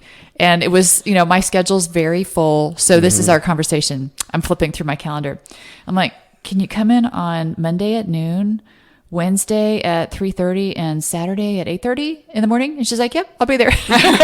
And the next week it was like Tuesday at 9 and Wednesday at 12 and then Friday at 2. And so, but I just basically plugged her in 3 times a week at any point, including weekends, just to make this happen for her. And we just basically got back to work. And we worked hard. Oh, yeah. It was hard and work. it was like pouring salt in the wound, ripping the Band-Aid off every day. Yeah. What did that look like?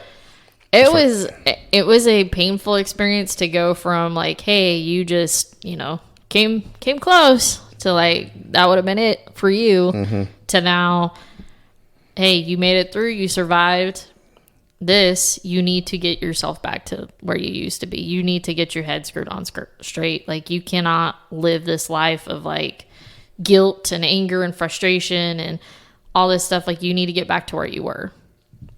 And so it was every day coming in, talking to her, hashing out every little thing that's been going on, everything with my ex, everything that little thing that could come up. I was like, here it is, here it is, here it is, here it is.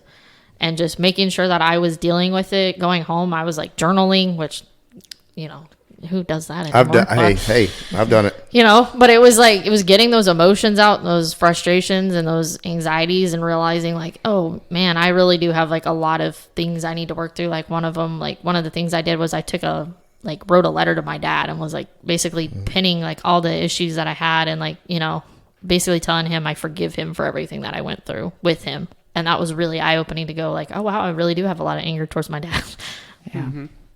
Well, yeah, it sounds like that set a tone early on whenever that incident happened with your father, suicide, that in some ways has kind of been a cloud. Oh, right? yeah.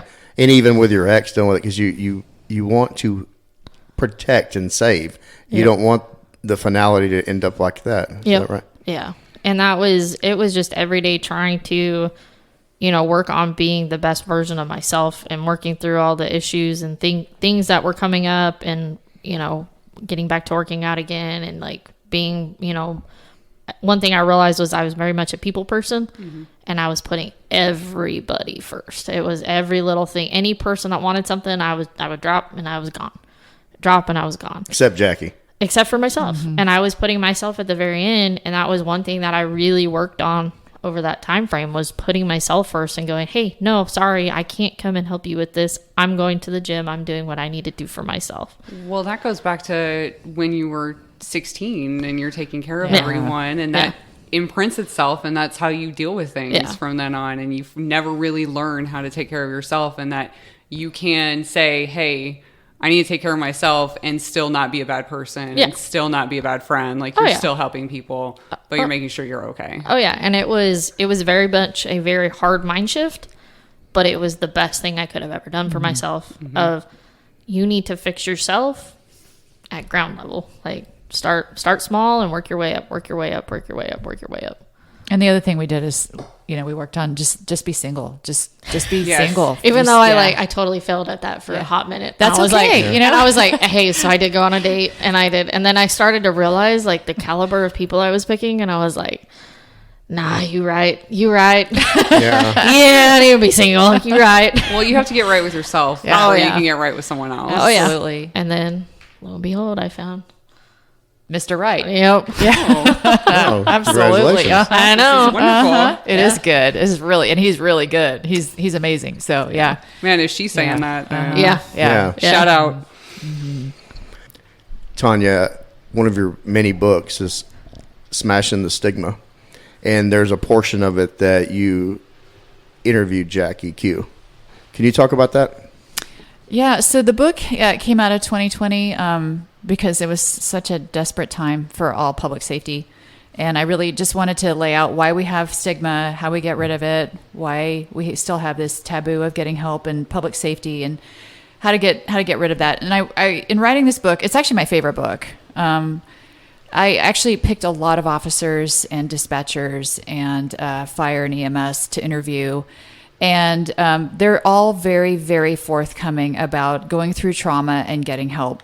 And one of the things that I point out in this book is that when leaders recognize that an employee who stumbles and gets help, or who struggles and gets help, they actually make the best employees, because they reach this amazing thing called post-traumatic growth. And post-traumatic growth is when people can look at the situation, and they can look at that situation and understand that this was not pleasant and they wouldn't wish it on anyone, but it has made them better, stronger, and wiser. And those are the employees that then look out for others. They see the burnout in their other officers, and they see the strain and the stress, and they're the ones who are open, and they encourage them to get help. And so people who have gotten help tell me all the time, if there's ever a way I can tell my story to help someone else get help. And this book is just full of those stories and full of vignettes and interviews and so on. And so I was so grateful to have her interview. Obviously it wasn't the day after she was shot because we had to do some other things first, but the fact that she was able to rally and come back and even do the interview for this book, which was really focused on what happened with her dad. It was such a testament to who she truly is and how many people in this book just pay it forward. So I'm just thrilled that she was able to do it. And Jackie is by far one of the most valuable officers you can ever have because, she sees it in others. She sees the strain, she sees the burnout, and she now has that conversation like, hey, I did it, you can do it. And a lot of times when there's that challenge, if someone tells me, well, I did it, you can do it, I'm going to be like, yeah, I can do it. I can do it better than you. So that's what she does these days. It's pretty amazing. Yeah. Well, I like about the book is that you're actually getting real life first responders that have had life experiences before they were first responders like Jackie. And then it shows how the job and the weight of the job and the weight of the badge, it weighs you down and it could cause you to crumble. Right. Right. And on this podcast, I was one of where the idea came from, watching first responders tell their stories. Everybody's got a story, right?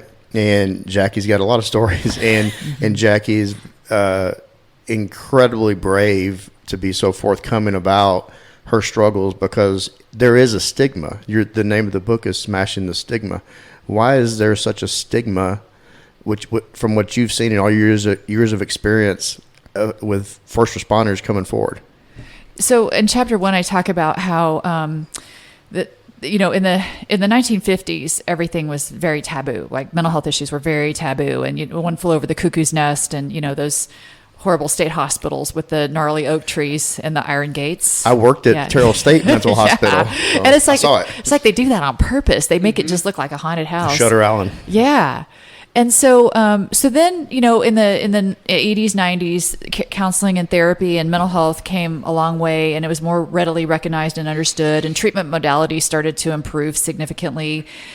But the problem is that while the main general population of our country started to accept mental health and dealing with issues, there weren't therapists that were good at first responders. This is such an incredibly unique niche, and for a first responder to go to a therapist who doesn't understand what they do, and they start talking and telling their story, and the therapist's jaw drops and they start crying, and they're like, oh my God, that's horrible, or gosh, I'm so amazed at what you do, and they're in awe. Either way, whether they're crying or they're in awe, the first responders turned off. So they would leave and they'd be like, well, I'm never doing that shit again because these people are quacks and they don't whatever.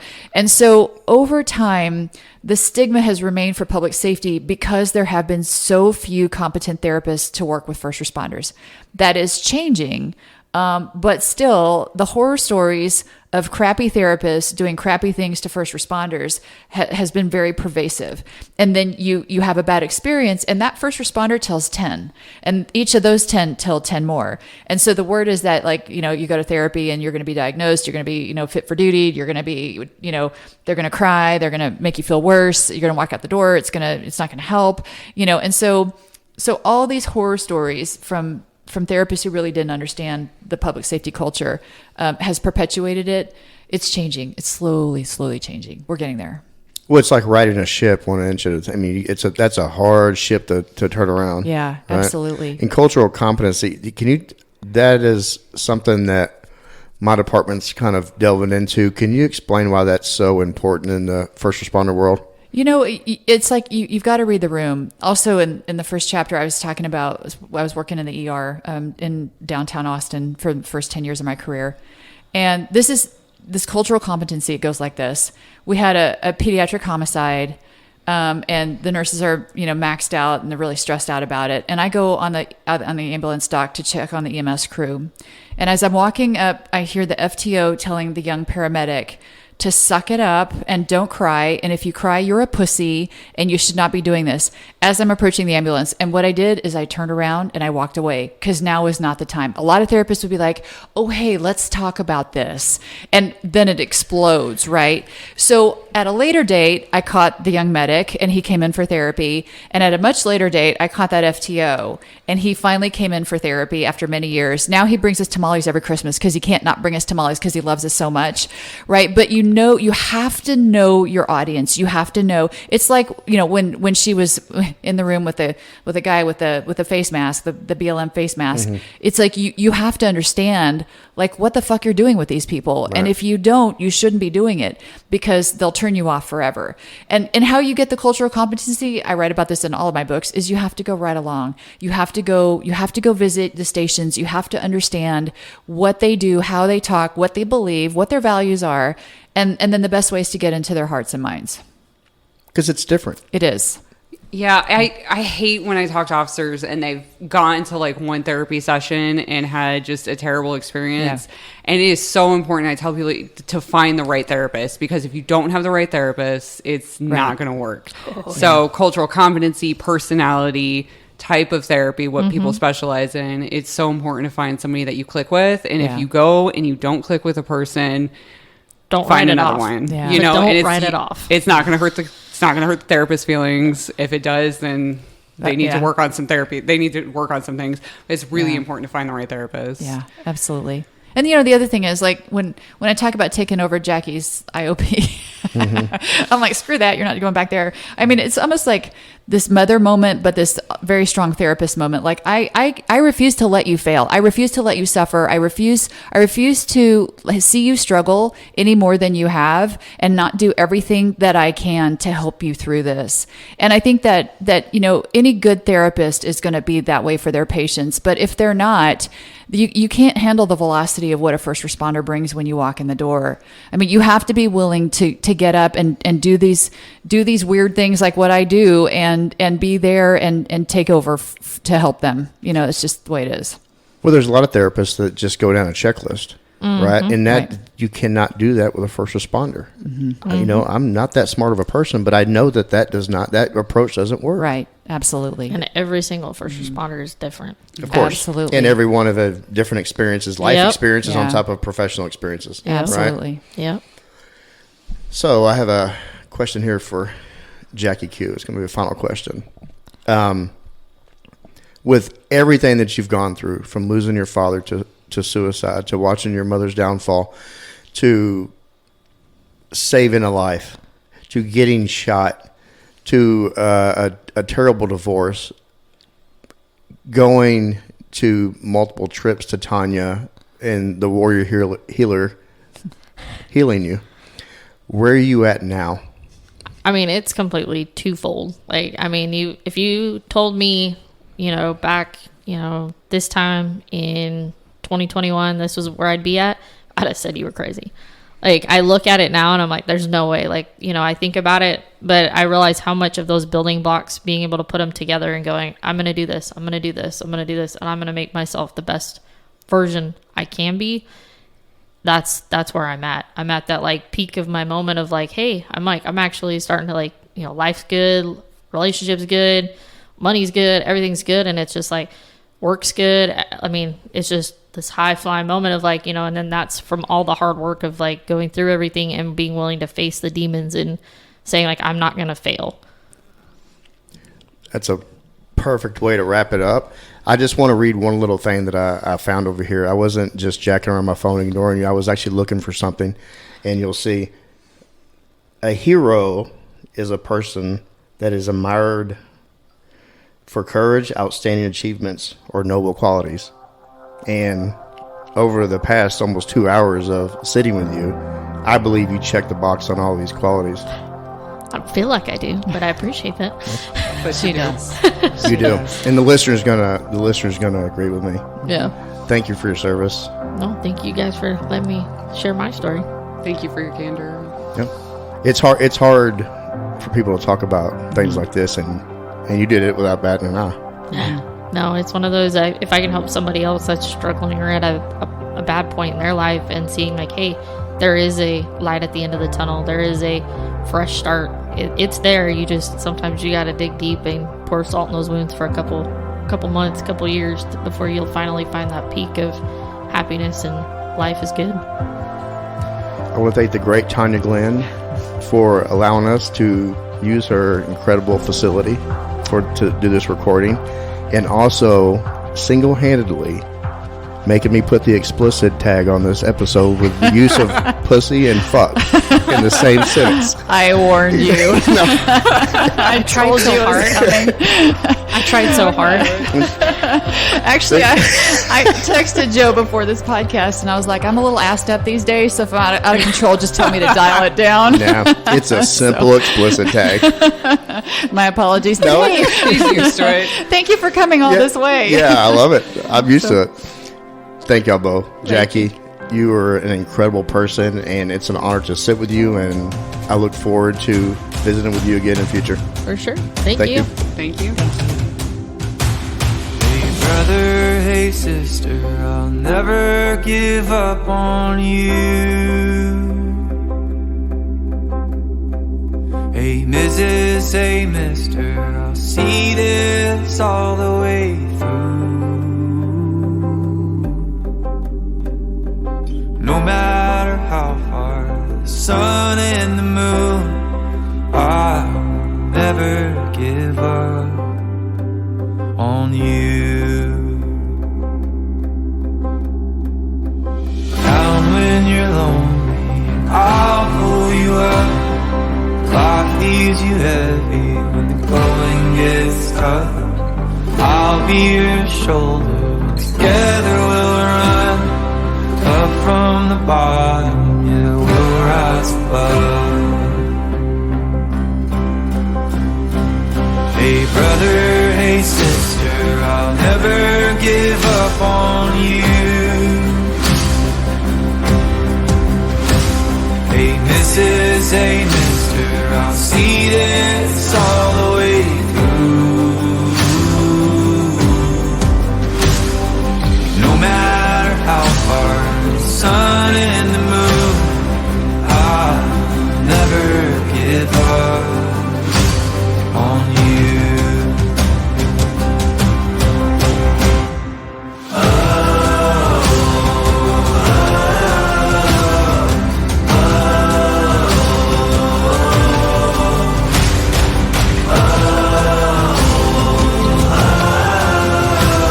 I'll never give up on you. Hey brother, hey sister, I'll never give up on you. Hey Mrs., hey mister, I'll see this all the way through. No matter how far, for the gold and the blue, I'll never give up on you.